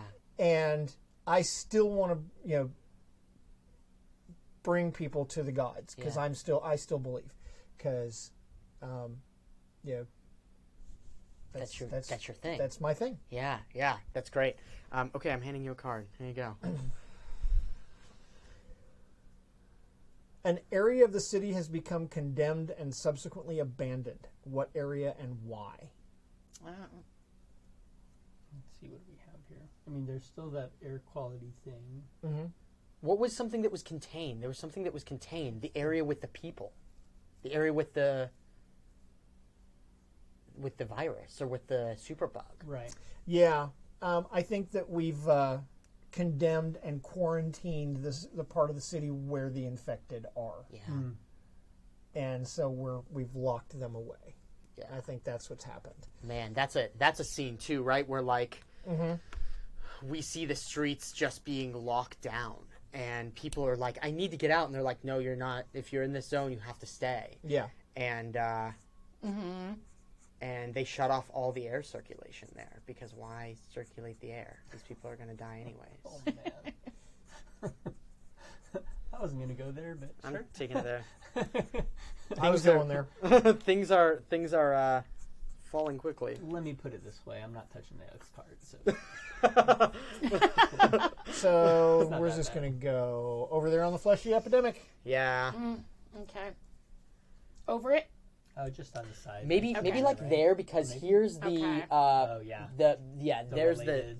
the or the what's it called? Contain the virus has been right. contained. Yep. Great. All right, now it jumps to me. My job is to protect the leaders. I've had a great accomplishment here in doing this, but now the next thing I think on my docket is that this solar flare storm is still. It's been rising this entire time. We've known it's coming, but none of us have done anything about it, and now it's here. And I think that that's something that I'm going to need to address because the infinite truth reside in the highest part of Icarus, and they are going to be the worst affected if this thing happens. So that is what I'm putting my die on, and then I'm drawing a card. Okay, the physical land Icarus sits on begins to erode or change beneath it, leaving parts of the city inaccessible to one another. What important area is now completely isolated, and what ramification does that have on the rest of the city? So I'm taking this as like the actual raft on which we are on is breaking apart in some way. The modules that keep us positioned in orbit and allow us to move with the are breaking Or apart. pulling it apart. Yeah. So what important area is now completely isolated? It all comes down to somebody's like washer bolt things. Yeah, and they then have to it's all like, hold on, and they're just coming apart. I think that I think that we start. I want to pitch something that sort of changes this a little bit. It's just changing the land, and what's happening is our energy. We know that the energy that we're getting, the solar flare, is going to affect that energy. We know that we need to store our resources. Like we need to basically slim down the city as much as possible. Yeah. So we start dropping off unimportant sections. So this area, the quarantined area, they've stationed that to be dropped off, and these areas are just being like unlocked Jettison. and starting to float away, right? And then there's like another important area is maybe the what's another thing that we have out that might be an interesting place to come apart. I want to say the Europans, but they've been good to us so far. Whatever area this is, I think part of the hive mind is stored there. So there's this moment this is where, breaking. that breaks, right? And, Maybe it's we just some lose. tech industrial complex where there's tons of I think it's some of the tech areas that have been working on transcendence, because we've realized that that's not applicable anymore. Yeah. And so the studies on the areas that are dedicated to like the computing power needed for transcendence are gone. And I think also all of the drives on which the people that have transcended are being stored are also in that area, so they're being literally disconnected. The people who have transcended are being disconnected from those. Okay, so transcendent data core is being dropped. Yep. To preserve power, because that has to be sucking so much power. Oh yeah, absolutely. I think that's got to be a pretty big effect on the hive mind. Yeah. Because there's going to be like a lot of our people. Yep. Yeah. That. Yeah, and I think that I honestly think that this is something that Abacus and the Infinite Truth are concerned with as well. I mean, they don't have a choice, because it's either that or the whole city falls. But like that, they rely on that computing power to be able to do what they need to do. Right. This is going to go, I think, between you two. Right. Yeah. Great. That is my turn. I'm jumping to you. I'm giving you this. Okay. Let's make a deal, Europans. Uh-oh. Oh, wait. Did you not resolve? No, that's why I was like, I don't think I ever rolled. You never resolved. We You gotta gotta go resolve. back Okay. Yes. Okay. That's what I was going to Let's say. resolve. Here. Okay. Yeah, because I was just doing the mental math in my head, because I was like, wait, you went first, I went first, you did. Yeah, no, you have to resolve. Turn, right? Yeah. So, Well, because we do it at the end of putting all our dice down. yeah. But somehow I think I got skipped. So what does success look like here? I think I'm able to sell tech to them for a large sum of money. Yeah. And arrange passage for my family, at least temporarily, Yeah. to go to go off. Europa. I love it. Let's roll. Yeah, so that's all gonna go good. That's awesome. It's a 1.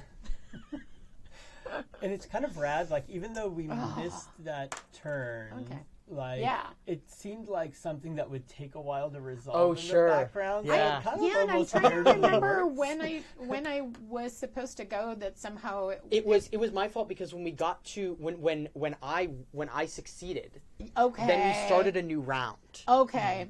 So And I just didn't realize there was one more die out. That's why. So, Yeah, because I would have been So all the last dice were, because like, it would out have here, been. too. That's totally fine. yeah. So he went and then I went and now you Okay. resolved, but Yeah, now it's and your turn then again. I'll go again, but I won't have to roll. So let's describe what the failure Yeah. looks like here before you stack it. Oh, you That want way me we to? know. Okay. Failure is going to be that I'm caught Yeah. selling, basically state secrets or Government funded yeah. tech. Yeah. I think Abacus like is part Yeah. of the team that catches you. Oh, for sure. Yeah. Awesome. So I think that's personal loss, obviously, that would be huge. But I think the ramifications of that are that they do get it, though. Oh, And then maybe interesting. they can exploit it. I was going to somehow. pitch something Yeah, to you too. please. So what if they don't, but you've promised it to them? Oh no, that could work yeah. too. Like, oh, I'm going to get you this tech, Mm-hmm. and then we see you prepping all of it, and then agents from the Infinite Truth bust in Yeah. and take your stuff, Yeah. and you get taken in or whatever. Yeah, oh, or, for sure. or maybe you don't get captured, but like they bust into the place where you're storing all your stuff and take it. Yeah. You return to an empty room, and then we see the Europans just sitting there waiting for you. And okay. you're like, yeah, you no, don't I have can anything do. to I give like them. that, and I don't mind even being because I think there's huge personal stakes with Yeah. this. Right. I was just trying to think of what the bigger stakes are. Yeah, no, for sure. 100%. I like it. Okay, cool. And I So why don't you write that really quick so that Okay. we escalate it, and then you can Okay. stack it on. okay. Ugh. Europans want European. They were like, promise the tech, and then they... Want their tech. Yeah. I want my $2. I want my $80,000. And that's going to be... Probably near the Europans and near... Yeah. Yeah, somewhere around there. Okay. And probably you, because it affects Yeah. you personally. No, it totally does. So let's put it here. Yeah, Okay. And now I got to stack a die. It's Good going luck. to be so fine. It's going to be just fine. It is going to be just fine. I kind of do want to look at... Oops, I bumped the camera. And I'm dropping everything everywhere.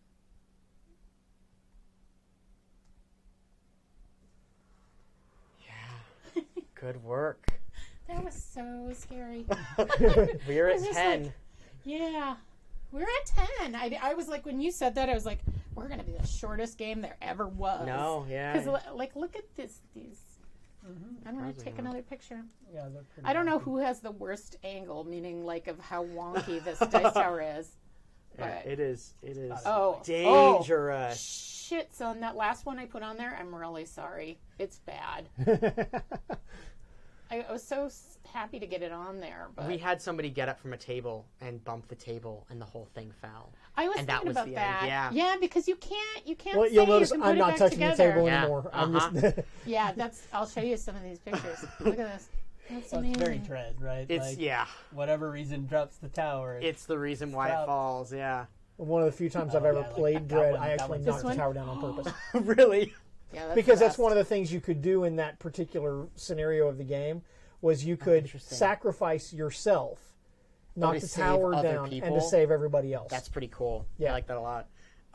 Okay, great. So we're going to return to you because now it's your turn to put a die on something. I am. Yeah. So, I'm in custody, let's say. So Yeah. maybe I'm not thrown in a cell yet, but like I Right. got like, You're being questioned. yeah, I'm in custody somehow. So and there is a bit in the directions about should my character die, and we advise like your character should not die before the end of the game. Yeah. They can die after the tower falls if it makes narrative Yeah. sense, but like whatever happens here, like there are Yeah. things worse than death, right? Oh, so yeah. let's find what those things Yeah. are. So you're in custody, but as we escalate, like just keep that in mind that we're looking for those things that make it that make it worse than death for you. So It is, because it's like I envision myself, because of my personal history, envision myself as the one who's able to keep my family safe. Yeah. And Oh, so I no, have you're completely jeopardized that. Right. So Yeah. it's not even just about like the, dag nabbit, if it weren't for those pesky kids, I'd be making bank right Yeah. now. It's like Right. that no one is watching over my family. I don't know where they are.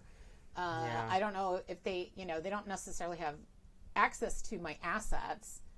right. Are there assets? I like the idea that your family is now in a part of the ship that has been, like we're slowly yeah. jettisoning. That Like, has been scheduled to be yeah, jettisoned. it's like So maybe at this part this next, and they're point- like in that part. I think it's like I have some stake in wanting to parlay or leverage whatever I have left with leaders, I think. Yeah.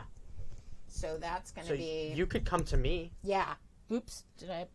Yeah. you mute yourself? Dudes. No, I thought the die fell off. So Yeah, so we can that's what put I this wanna do. on. Yeah, I mean, we can put this on like this as representative of like you're coming. We can even put it on Abacus. You're coming. You're trying to make a deal with us. Yeah, I totally want to keep calling you Abacus Finch. But I was like, but I'm like, no, Abacus. Great. That's great. Okay. Cool. Now we get 'cause you a this is card. like- Here you go. this is almost like a psychosis, I feel like, for her, where not a, but where she's trapped. Because Right. it's like, So, okay. So in the final hours, I was looking to see if there's like 9 people on the episode. No, Still 3. still 3. An underground group within the city starts recruiting angry citizens for a private militia.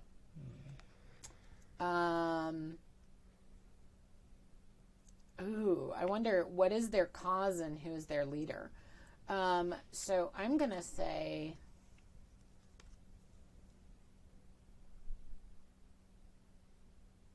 I feel like it's military. Like it's just like things are. Like it's a coup. Yeah. Oh, it's a coup. Yeah, where it's like within it's like the leadership is just borking this thing. It's like we're literally falling apart. Yeah. The station's falling apart. Our people are dying. Even if they're being quarantined is not an answer to Yeah. to the to health and problems. health and welfare of our people. We got people selling state secrets. We got all sorts of stuff. So I think it's We're like jettisoning people. yeah. So it's within the military. Yeah. So there was a military coup. Yep. And their leader. is it are the Europans supporting that? I don't know. I know. Are they because we don't really have a military. We don't have a strong military faction. Yeah. So I don't, like is that, are they going to them? Have they recruited them? Are they partnering with them? Like what's the? I feel like it somehow, we maybe don't have a strong military, but we did have an awful lot of surveillance. Right. Oh, And yeah. they had to kind of be able to put a mad dog down if they had to, So Right. I feel like it's just homegrown. But I'm trying to think, because we have Europans, we have Daedalus people that we just sent to their doom. You know what I want to lean into here, if it's Yeah. okay with you? Yeah. I think that Abacus felt single-handedly responsible for stopping the Daedalus or Yeah. Daedalus, Yeah. and is seeing the infinite truth as powerless now. And that I've been the one who's made all of these decisions. I'm the one who's led this. Okay. I think he is leading this. Oh, I like that. This because that is the Okay. intelligence the intelligence. Right. What's that called? Community that Right. he Yeah. has rallied Yeah. to overturn, and protecting the leaders is now me and my Yeah. comrades. Yep. Right.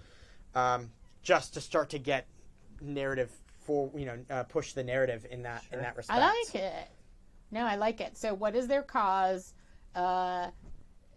Just to get control of the chaos, I guess. So, yeah. Control the chaos. Yeah. and its The Infinite advocates. Truth are doing nothing. They're sitting in their high tower, away from everybody. Right. Yeah. All right. And then I think that goes just. Yeah, probably near Yeah, me. I think so too. Because that's my deal. Great. We Okay. have one more die one to more die. hand, Yeah. and then one more card to draw. Ooh, jeez. I mean, there's this European situation Yeah. here. Yeah, they want tech. They want their tech. We can still have quarantined people. Still have a virus. The We virus. still have freaking titans. We still have the old gods have returned. Yeah, and there's some sort of impending wrongful doom with them. Where's the part where we're jettisoning? Like, is Oh, that somewhere around? yeah, it's my handwriting. So People. Cards probably- being dropped to preserve there it power. is. There Yeah, you that's go. it. Okay, I think there's this whole like the group, the hive mind that's left, and we see gaps now, right? Yeah. Where like we've lost people. I think there's a big group of them that are like, no, maybe we like one of the big voices is like we should hijack and get onto the European ship. Like this, we're doomed here. Yeah. We should go with them, and then they're going to establish their own vortex, and we can establish a new Right, colony yeah. there. And that's clamped down, and Dr. Jan specifically, and then some of her crew is like, no, we need to protect the citizens. This is about protecting as many people as we can, and we are going to prevent the ship from breaking apart anymore. Oh. So like we're going to override systems Yeah. and not allow even if that's at the cost of a smaller chance that the whole station Yeah. might fall, right? We can't sacrifice this number of people doing it. We either protect them all, That's right. or we all. And I think we're getting to like there's this moral. It's totally like this. Does the AI have get to the point where it's figuring out its own like moral system? yeah, And it's like yeah. no, we have to do this. Yeah. Like, It's we cannot. discovering morality. Yeah. Great. Okay. Now everybody has done a thing, and everybody's put a die on a thing, and answered a card. Have you answered a card? No, you haven't answered a Oh, card I yet. haven't answered it. Okay. Sorry. There you go. Oh yeah, because you'd be last because you went first. Right. Another Okay. powerful city has risen up to rival Icarus in the region, and people are escaping the city to go there instead. Yeah, I wonder where that is. Who is it, and what specific resource or technology does it have that Icarus doesn't? So, okay, we have Yeah. these old gods returning, Yeah. right? That's totally what I was thinking. I think the initial thought when we see that is like, oh, they're just gonna fuck shit up. Yeah. But maybe that's not it, They're not right? here to save us. maybe that's the thing is like people are like, no, they're here to save us, right? And I think people are trying to they're like, these are the gods. Like, no, Yeah. they're here to prevent our death, right? So they go to them. But the question is, who is it? I mean, it says people are escaping the city to go there, but it says who is it, and what specific resource or technology does it have that Icarus doesn't? So I think that's the part that I need to answer. Yeah. Right? Well, you were sort of talking about the gods. What technology do you think they have? Well, the gods exist outside of physical Oh. encumbrance. I know what it is. So I think let me, if I can pitch Yeah, no, something. go for it. I think that they are using the escape shuttles that people have been building, and they're trying to fly to the old gods to join them. Yeah. And I think what these old gods have, because we see these large, massive, maybe they're ships, who knows, Yeah. right? I mean, again, just like we saw different ships from the Europeans, now we're seeing this next level Yeah. of what the hell is this stuff? It's gargantuan, yeah. But I Yeah. think what it is like they have brought and they are bringing their own vortex with them. Like they've controlled whatever they're doing. They're like next level to us. Like they've already Oh, yeah. they've got They whatever can we're they doing, can they've they got can that stuff create done. a vortex. That's right. They're just Of doing their that own. as they go. And so I think I love that idea of the people who are trying to sabotage, hijack, create these little escape vessels are like, we see a couple of them like making Yeah, it go that they way. were gonna go to Earth. Yeah, but there was an old one. instead they. They're like, no, this is salvation. Yeah. right? Yeah, to the gods. Yeah. Towards the giant behemoth ships. Yes. Wonder what's going to happen to them. We'll see. I know. Something good, I'm sure. All right, I know if I fail on that die roll, I know what. But yeah, I think that's Okay, great. where- That's the whole round. So, so once you place that, we will start to resolve. Starting with you. Yeah. So, describe what success would look like here. Well, success looks like that the old gods actually are benevolent Yeah. and are here to help us. Yeah. I think that's success. Failure is very different. Okay. Let's roll and see if we succeed. There's that failure. Oh, I was There's like, the failure. I was like, I'm your audience because I can't see like 25% of what's happening with my little thing. I'm like, wait, what happened? Okay. So I need to Okay. put that die. Yes, you do. Sorry, I took it from you. Oh, wait, there was the first die too, right? Doesn't Oh, he you have need to do the I first did die. that already. He Oh, did you the did first it. one. I did that already. Oh, you did. Yeah, because he did it before we figured out Yeah, when my we mess had up. been doing it after, but Yeah, you 'cause he handed it to did. me and said do it, so I did And it. then he did that one, Got and it. I did that one. Got it. Okay. Yeah. For sure. 'Cause I Yeah. remember Sorry, he if that's did confusing. We're supposed to do it now, but we've already done it. But it's already been Oh, done. okay, cool. So describe failure first before we put it on there, Okay. because that's more. Failure is the old gods are not benevolent, and they are Yes. here to forcibly ascend everybody.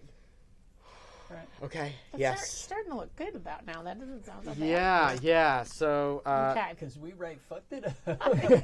We So totally did. old gods are here to ascend forcefully. Yes. Yeah.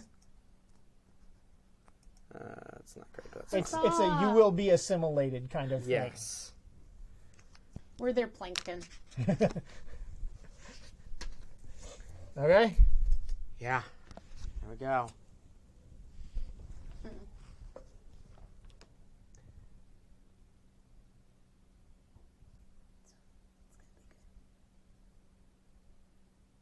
There it is. It was so close. I'm That's sorry it. I screamed, people. It was so close. I was It like, was it's so going to be okay. close. It's going to be okay. But- and then it went, But narratively, That was the that's right time. perfect. Narratively, that's perfect. Okay, well, let's talk about what caused the tower to fall. Yeah. That is the first question we answer when the tower Okay. falls.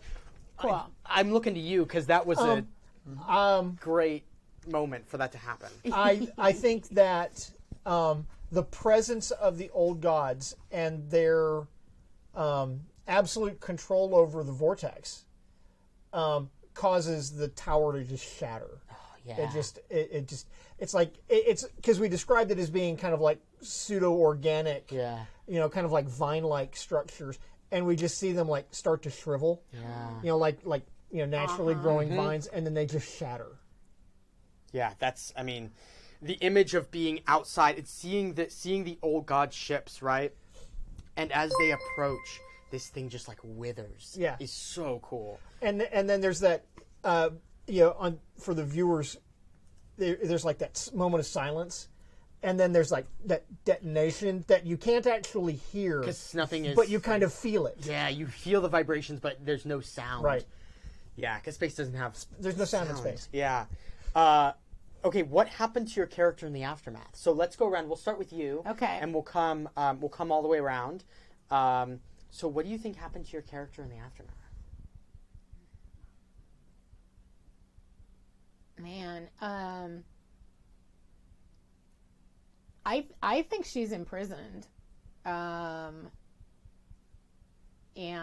that in our society, I think that's like not only just physically imprisoned, but you're mentally imprisoned too. So you're like in You're like lobotomized in a digital way. yeah, only it's like not lobotomized, but like you are it's You're it's put in a mental reversible in prison. case, but you're put in a mental prison, so you can't you have no access to like higher thoughts or like real emotional stuff or I love the image of what you just Yeah. posed in that, like, we just see this shot of them being like, I'm sorry, but you've been terminated. And she's like, what? No, Yes. I can't. Yes. And then we cut straight to like a white room. Yep. And you're sitting there like writing on the walls these like mathematical or like scientific things, and but you're completely alone. And Yeah. we just pull out, and it's just as wide as possible, and just all of your writing, and you're just there and by then you yourself. just see like cat. Yeah, Or some- uh-huh. Yeah, no, it's just like where Slowly it's devolving. not it maybe it looks like mathematical formulas and stuff, but as you pull out, it's just like it's nonsense. Gibberish. Nonsense. It's art. Yeah. It's like scribbling. Yeah. Like, but I'm fine. Mentally in your Yeah. own mental Yeah. prison. Yeah. I think we see just before, like all this happens, there's that little splinter group within the Congress. Yeah. And, I think that main character who's advocating to join the Europans, I think that was probably a character through the season that we kind of saw as kind of like, arguing sometimes against Dr. Jan or whatever. Uh-huh. And I think he ends up escaping with some of the AI things to the Europans, and like maybe there's like some shuttle that goes off or something. So maybe there is like some little part of it that survives somewhere, toward that. But Dr. Jan and the main core, they choose their moral thing, and their moral thing is moral. But of course, it leads to their death because like they're part of the ship, and like we see them struggling to like keep it together and to try to keep as many people alive as possible. But then like it is what it is, right? Yeah. Cool. What about you? I think we can sum this up for Titus in one scene where Titus is forcibly ascended. Yeah, that's the scene that's the key to And this but character. in the moment of realization, like the instant before he's ascended, of what that's going to mean, and there's this look of absolute horror Fear. on his face and terror on his face, but we never explain what he sees Right. that caused that Damn. as he's ascended. Boom, and then Season just 2. like gone. That's that's what's so interesting about your characters. The whole time you were fighting for this ascendance, right? Yeah. And when you finally got it, Yeah. it wasn't. Oh yeah. It wasn't what you wanted. Yeah. I think Abacus is feeling bold after having gone after the Daedalus, and was gonna face this solar storm head on when the Titans came down, and forces were shifted, and he enacted this coup. And was like, we're going to fight the gods. We can fight gods. Like, that is his level of cocky. And they flew their ship straight into the sun, Like, they flew them straight into the gods, thinking that they were going to be able to do something about it, like they've done something about everything else that's happened here. And at the end of the day, like, they were Icarus, right? They flew straight at the sun and they fell. So our last question is, what became of the civilization after its fall? So what do we think happened to this floating? I have something I want to pitch. Yes, it's a scene. Feel free to. Yeah. I think that right before the final credits for the series, is we have that flash montage of like we've seen all the places on Icarus Station where, and there've always been huge numbers of people there. Like there's the market center where there've always been people, and there's the control center where there've always, and every one of them is just absolutely empty. Yeah, just silent. Just absolutely empty of people. And then the last clip is we have these beings that we know are Titans, but we've never actually seen them before. Yeah.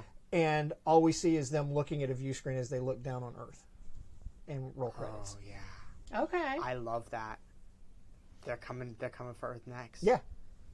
That's my pitch for the end. I love that. I'm That totally is- cool with that. Yeah. That's a pretty fleshed out pitch. Yeah. I'm is good with Icarus. it. Yeah. That is Icarus. Oh my God, man! You have made a spectacular game. Thank you. Yeah. Well, thank you guys for making it what it is. I mean, it exists in us. Do you know what I mean? Yeah. Like the game gives us prompts, and we get to build this amazing world together. So I'm That just was so glad. just spectacular. Yeah. No, I like the. I liked having to set the die for the escalation of just basically knowing the chaos we had created within the scene prior. And then in addition, obviously, there's just those moments of, are we going to have a little bit of a win? Are we going to, progress towards our downfall? That's really cool. Is that something that evolved over? Yeah, I mean, so the interesting thing about this game is that the dice stacking mechanic came first in the design. So I knew I wanted to create a resolution that was that felt different than most games, but also was familiar in like the Jenga sense. Yeah. And I just had this image of like what dice stacking would be like, and I was actually on a plane. I was on the plane home from Gen Con. And I had a thing of dice, like one of these things of dice, and I took them out and I had the tray, and I was stacking the die, and we would hit turbulence and it would move, and I was like, man, and I knew if I stacked it too high, the dice were going to go all over the airplane and have to collect them, and that sense of tension was like, it is. This is real. This could be a really cool conflict resolution mechanic, and so from that, it was like, what makes sense to do this stacking with, and I was like. I was listening at the time to a podcast about the fall of Rome. And one of the things that was most interesting to me about the fall of Rome is that a lot of, if you look at the history, like if you look at the broad history, they tend to say like the barbarians, which is an outdated term now, but the barbarians invaded Rome and that is what made it fall. And that's sort of like the general idea of what happened. But that's not necessarily true. No. Like, Rome was going to fall. It just needed a straw to break the camel's back. Right. And so, so when I set out to make this, what I wanted to do is approach the game from a like, from a place where we don't just have one thing that causes this destruction, but it is the amalgamation of all of the problems that a once utopia, the place that was once almost perfect, faces as civilizations fall, as they all do. And there are even, there are even things within the fall of Rome, because like you said, it's like dropping another grain of rice onto the scale. Yeah. But there are things that, I can't remember who it was, but one of the Caesars, one of the emperors did that they said delayed the actions that he took, like delayed the fall by like 200 years. Yeah. So we have these cool moments where like, and we see that here, right? Like when we roll a success, it's like, okay, oh, we've delayed that fall a little bit. Yeah. It's interesting that you mentioned the fall of Rome, because I read a book in 1984 or so that talked about the fall of Rome, and it listed the 7 indicators of the impending fall of a civilization. That's what I studied for this. Yeah. And the fact that in 1984 the United States exhibited 6 of them. Well, it's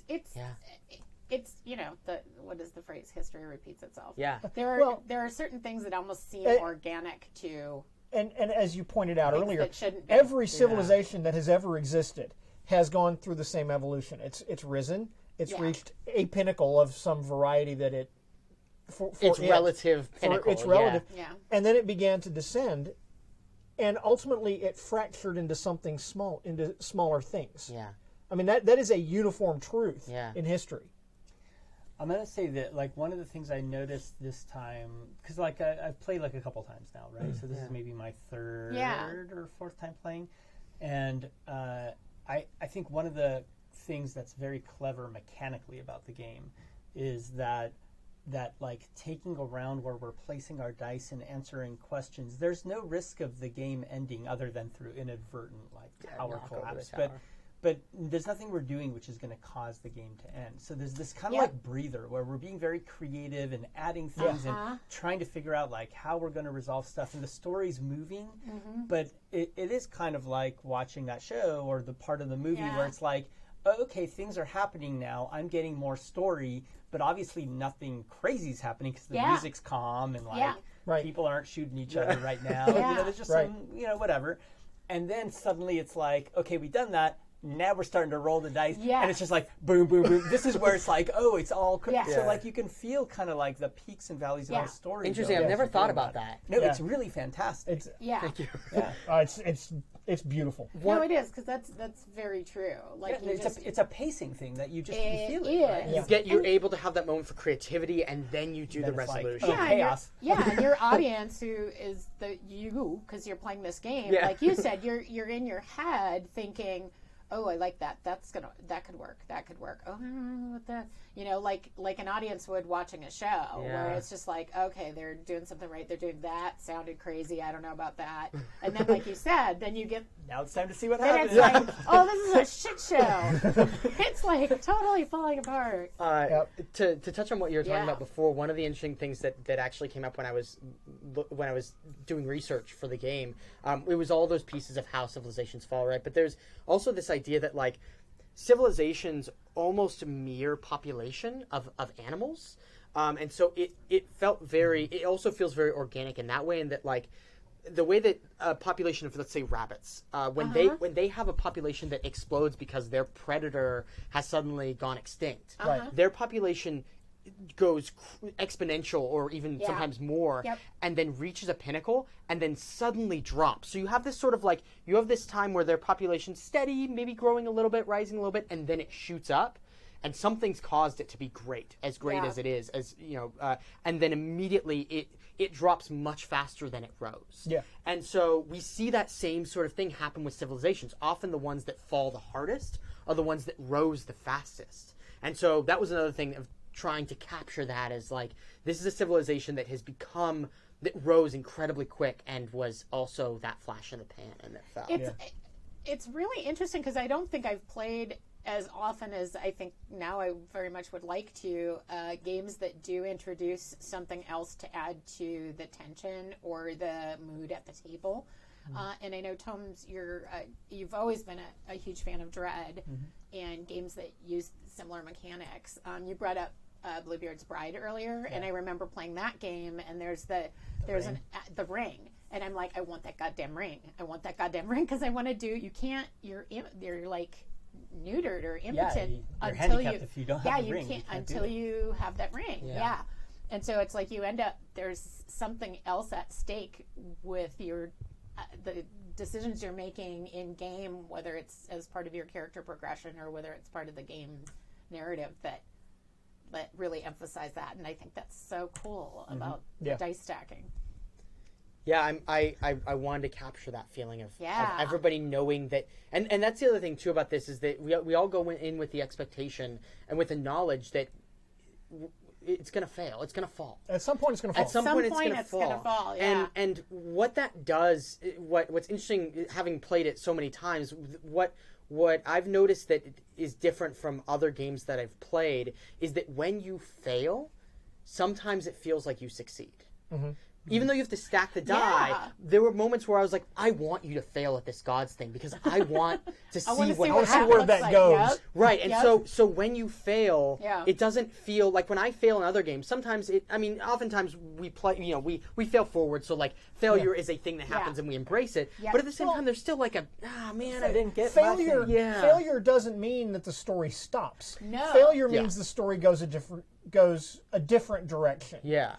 And I will be totally candid. The last 2 or 3 times I was rolling on this sequence, I was like, I don't succeed. I don't want to succeed here, because where this logically goes in my head is failure. Yeah. Is this going south? Right. Is this going down the tubes? Yeah. But by the same token, if it had succeeded, it was like, well, okay, that still works. We can figure out a way to narratively. The story still moves forward, and I think that's a beautiful thing about the game, is that nothing that happens stops. The story. It's designed to move it forward every And I time. think we talk about that a lot on the podcast too, about character death can be a fantastic thing, and it's a great thing to experience. It's not always going to be true. But when your first sentence, kind of when you, I don't remember if it was in the material. You guys, we'll talk about this in a second, Kickstarter. But it's about the fall of a civilization. Yeah. So when you walk into it knowing that there are going to be horrible things that are going to decay the world, that this beautiful civilization that we set up, you do end up embracing that. I would go back and forth between wanting to succeed and wanting to fail. When we got in the middle, and I don't know, everybody's arc is probably different, and maybe it's different every time you play. But in the middle, I was like, please let me succeed. Please, because I was like, I don't want to stack on that tower. Yeah. And then there was something very engaging, though, once we got past that middle section about like, ooh, I want to see where this goes. Part of I want to try to stack a die on top of the 11 dice. Yeah. Yeah. And if you fail and the tower falls, we've told a complete story. Yeah. And so, even if you had stacked it and it had held, we would have had to resolve this next thing, and that solar flare might have killed us. Oh, for sure. So it's like there are all of these. Yeah. So it narratively, every time it falls, it at least in the playtests we've done, it feels right. There's it's a resolution not just of an event, but of the totality of what we've created. Yeah. And it's the structure of the game really supports that. I mean, the way you've set the cards and the options that come up on the cards really end up escalating that fiction into a particular area too. Yeah. So success or failure, you got a lot of plates spinning. And there's a lot of complications that are being introduced. So even though they're not all detrimental or horrifying, or it's very real. We were also dangerously close to the bottom of the deck. So we had 5 cards left. So if we had all succeeded, if you had succeeded, I had succeeded, and you had succeeded, and you as well, we would have gone through the last 4 final hours cards, and then we would have reached the bitter end, which says Icarus is a shadow of the great city it once was. Leave this card face up. From here forward, instead of drawing a card on your turn, further escalate an existing aspect on the table. So you would just have the choice to go, oh, that solar flare, that gets worse, and you narrate how. Yeah. Because we already have so much on the table at that point that creating even more might feel like it's just exploding. So anyway, we almost made it there, and that's cool. Well, because does anybody else have any comments, anything they want to ask Spencer about the game? Oh my God, that's such a beautiful game. Thank you so much. I love that so much. To me. Thank you, truly. Yeah, and I can't wait to. I just want to say, and we'll go around see if anybody wants to pitch something real quick. We've got OrcCon coming up. Yeah. I'm running, 2 games, helping facilitate one, but it's this, if you're listening on podcast, they come out pretty fast, but it's this coming 15th, 16th, 17th, and 18th, StrategicCon, OrcCon, and it's at the Los Angeles Hilton. So I know, Tom's, please. Yeah, so I'll be kind of running Games on Demand area, and on Friday, this is the first time we're actually doing Games on Demand on Friday. Normally we've been doing just Saturday and Sunday, but I've finally gotten past this kind of critical mass of assistance, because I can't do the whole thing the whole weekend, but now there's enough people there that can kind of help. Yeah. So we're going to be doing Friday as well. Friday at 2 is a special session, Learn and Play For the Queen. For the Queen is a story game by Alex Roberts, and I've kind of blabbered in lots of places out there. You'll find it being produced by Evil Hat. So at 2 o'clock, a bunch of us, including yourself, are going to help facilitate that game for as many people as we can fit. Well, that's great. I should say I'm going to run Kagamatsu, Velvet Glove, and Good Society. So, in addition to that, so I'm excited. I went from nothing for a couple of years to kind of run way too many things. Deep end of the pool. Yeah. Deep end of the pool. I was like, what was I thinking? I'm excited. I am running 2 games in Cortex Prime. I am running a game of West Coast Avengers based on the new West Coast Avengers comic books. And I'm going to run that twice. Once that's awesome. On books, and then once for Games on Demand on Saturday morning. And I am running a game called Deadly Class, which is also based on a comic book. You can also find the TV series by the same title. Just started. And it is some really awful teenagers. Imagine if your high school was a high school for assassins. Yeah, in the 80s. In the 80s. Oh, in the 80s.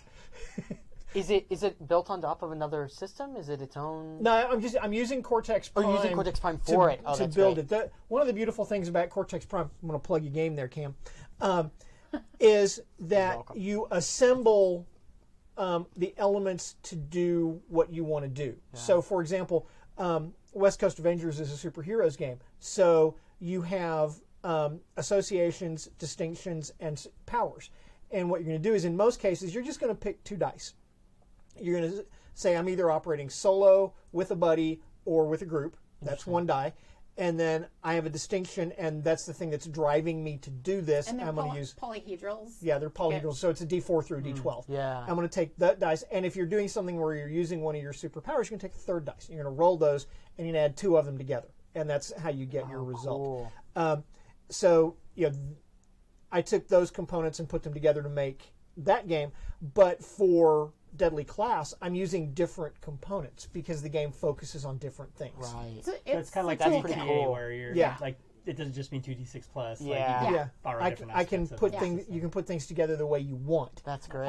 And I think it's a truly elegant system that lets you build a lot of different things that you can do a lot of different ways. That's great. Well, I'm excited for that. Cool. Yeah. Yeah, I it's wanted cool. to mention one Yeah. thing I forgot before we Yes, give it please. to Spencer here. But there's also I'm going to be running for the Happy Jacks streaming thing. So there's that whole. Oh, yeah. This is the first time Happy Jacks I think is Oh like streaming yeah, games duh. during Thank the you. con, Let's talk right? about that. 'Cause So on one of the I think it's You're Saturday morning. Saturday morning, I'll be running a scenario called Merkurger, the Death Rolled Kingdom. It's a Yeah. Southeast Asian inspired very fantasy good. setting, and I've kind of built like a Fall of Magic-y type system to Cool. run it, and so I'll be doing that on stream. Yeah, so thank you for bringing that up because there are a number of games. There's 5 different games being streamed at the con. So there will be a couple of hosts playing, one that definitely will be helping produce because Camille will definitely be kind of making sure all the tech is running effectively. But it starts on Friday night at 8. There's 2 sessions. Then the podcast live streaming as always on Saturday night. And then 2 more sessions on Sunday. So there are also spots for peeps to sign up for games. So even if those spots are full right now, which I think they may be, you can sign up as alts because there is always somebody that's got a Sunday morning hangover or wants to sleep in on Saturday or, their kid gets a tummy ache or something. So go look at the, I know, kids. So go look at and sign up for very cool games because there's all sorts of cool games. And this will be a fun experience for us too. I wanted to save, though, Spencer for last. I'm here. So you could talk I'm about. last. I know. So you could talk about. This is very exciting. Yeah, it's really exciting. It's my first published Yeah. game. I built a lot of games before this, just on my own, and have been playing games for a while now, and have done a mix of sort of board game stuff and RPG stuff. Yeah. And this feels like a middle ground of those a little bit, where it's like story games, but you're also rolling die, you're making decisions, and so this was a nice sort of middle ground that I found. And yeah, it's exciting. It's the first published thing I've ever done. So it's on Kickstarter on Monday. Yeah. You'll be able to find it. You can just type in Icarus. It should pop right up. If you want to be notified of when it goes live, you can go to Hunters Entertainment website. Just Google Hunters Entertainment, and they have a subscribe link there. And there's an Icarus page. You can read more about it and see. A couple of things about the game that we didn't see here because we didn't need them necessarily. But one of them is that it comes with an oracle. If you get the digital version, so that means you can play it with a standard deck of cards. Oh, nice. So if you don't want to buy the deck, you can buy the digital version and pull out a regular deck of playing cards. And we've mapped all of these to playing cards. That's very cool. The other thing is there is a Dex-friendly tower. So what that means is that there is a handout, sort of a half sheet that you can print out or pull up on your computer. And if for some reason you are not able to stack dice or you're playing online and you don't have a physical thing to be able to do that with, there's a way for you to do it. You're essentially, every time you roll 1, 2, 3, or 4, you're marking off that number. And when all of the 3s or all of the 4s are marked off, that means that the tower has fallen. So sweet. it is mathematically just about the same as what we've seen here. I think that's really cool. I'm going to say that. So I've played Dread and Starcross online because both of them involve a Jenga tower. Yeah. And the way that they do that is with that kind of system. And you would think sounds a little weird, like, okay, you're kind of like rolling a die and marking numbers, but you kind of can't see what the numbers are that are marked sometimes. There's this level of tension there, which you still get, even though you're playing these games online, and it's kind of awesome. Well, because you're like, please don't roll a 2, please don't roll a 2, and then you roll a 2, and you're like, oh, man. And I really appreciate game creators that can come up with alternatives too that are where. There's like you've got- accessibility concerns, yes, right? Like some exactly. people Accessibility. can't physically do this, Yeah. whether or not they're playing online, exactly. Like Yeah. not even just physically, but financially, but all sorts of things. So I think it's really cool to embrace that and make sure that you have representation and people that look at your games for. Yeah, and that's the biggest concern with building a game Yeah. like this, right? Is that like Yep. we want to make sure everybody has the Yep. ability to play it. Right. And so, Yep. so on the Kickstarter, there's a $5 pledge where you can get everything digital, Cool. and that will come with you can even there's like going to be print on demand options and things. Yeah. But then the actual game itself. Comes with custom die, so these are not the die because they're being etched right now, or being what's it called, Nice. tooled right now. So there will be custom die. It will come with a rip pad for aspects, so you won't just be using note cards. It'll come with a little Awesome. pad that says aspect on it and has some cool art on it, and you'll write it on there and put it on the table. And then we also have, of course, we have a really beautiful wooden box set too for nice. if you want to support it at a higher level, you can get this beautiful engraved box. Can I just So- give you my money right now? Well, and I just you should also feel free if you don't watch the Twitch or the YouTube video, follow at Spencer Starr. Yeah, SpencerStark. And you have shared some art. It's just I can't believe the art art is people are cool. Oh, turning it's out. so beautiful. Yeah, we Yeah. got really lucky with the art. Yeah. The people who have done it have Yeah. just blown it out of the water. Yeah. There's particularly an image of the tower being destroyed that is my favorite image of all of them. I just got chills. It's I know just- I think it. Yeah, it's the one with Where the the people aliens. are- And the people are in the foreground, and the towers in the and it just is like. It's that's what I was saying. Yeah. That even the images that can kind of inspire you to think about the different kinds of worlds and Yeah. civilizations that you can play or Yep. create. It's just like they're so gorgeous, and then there are these sort of portents of doom, and some of them where you're like, this is such a beautiful. Oh my God, what is going on back there? Yeah. If you look at the image, Yeah. there are things in it that sort of are Yeah. off kilter because we know Yeah. the civilization is going to Yeah. fall. And the book will come with setup scenarios like we have here, and then one of the stretch goals is also adding a whole new block of scenarios that I'll write. Sweet. So I had one other observation Sure, I wanted yeah. to make. A lot of times when we play, role-playing games, we get kind of a surface level of emotion about what's going on. In this game, there was real emotion from everybody at the table.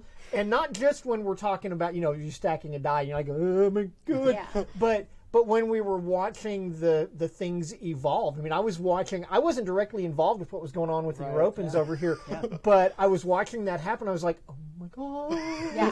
What is happening? Yeah. And it was a very real and very palpable Yeah.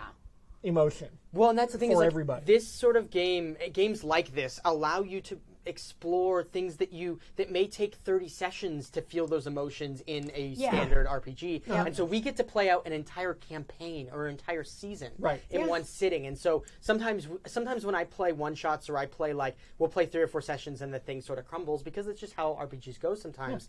I leave unsatisfied, and games like this, and The Quiet Year, and Dialect, those kinds of games, I leave with a satisfaction that I don't necessarily always leave other RPGs with. So that's what I was hoping to You get capture that with this. full So emotional arc, and you kind get of. that whole thing, and Yeah. you get closure at the Yeah. end, and your characters have full arcs that that they might die at the end, and it feels right for them to die. Yeah. Or they might go off and get rich. Who knows? Or be or imprisoned be imprisoned in their own mind. Prison in their own mind. Yeah. But thank you so much for playing it. Truly, Oh my God, means the world thank you to so me. much. I'm so appreciative. You have no idea. Yeah, no, this So. was fantastic, and thank you, everybody who watches, listens, and Yes, we will thank you. see you again on ShadowCon in 2 weeks. The calendar will go up in a moment, so check out all the Happy Jack's funness, and thank you again to our players and to Spencer. for Thank you running. so much. Thanks, guys. See ya. Bye-bye.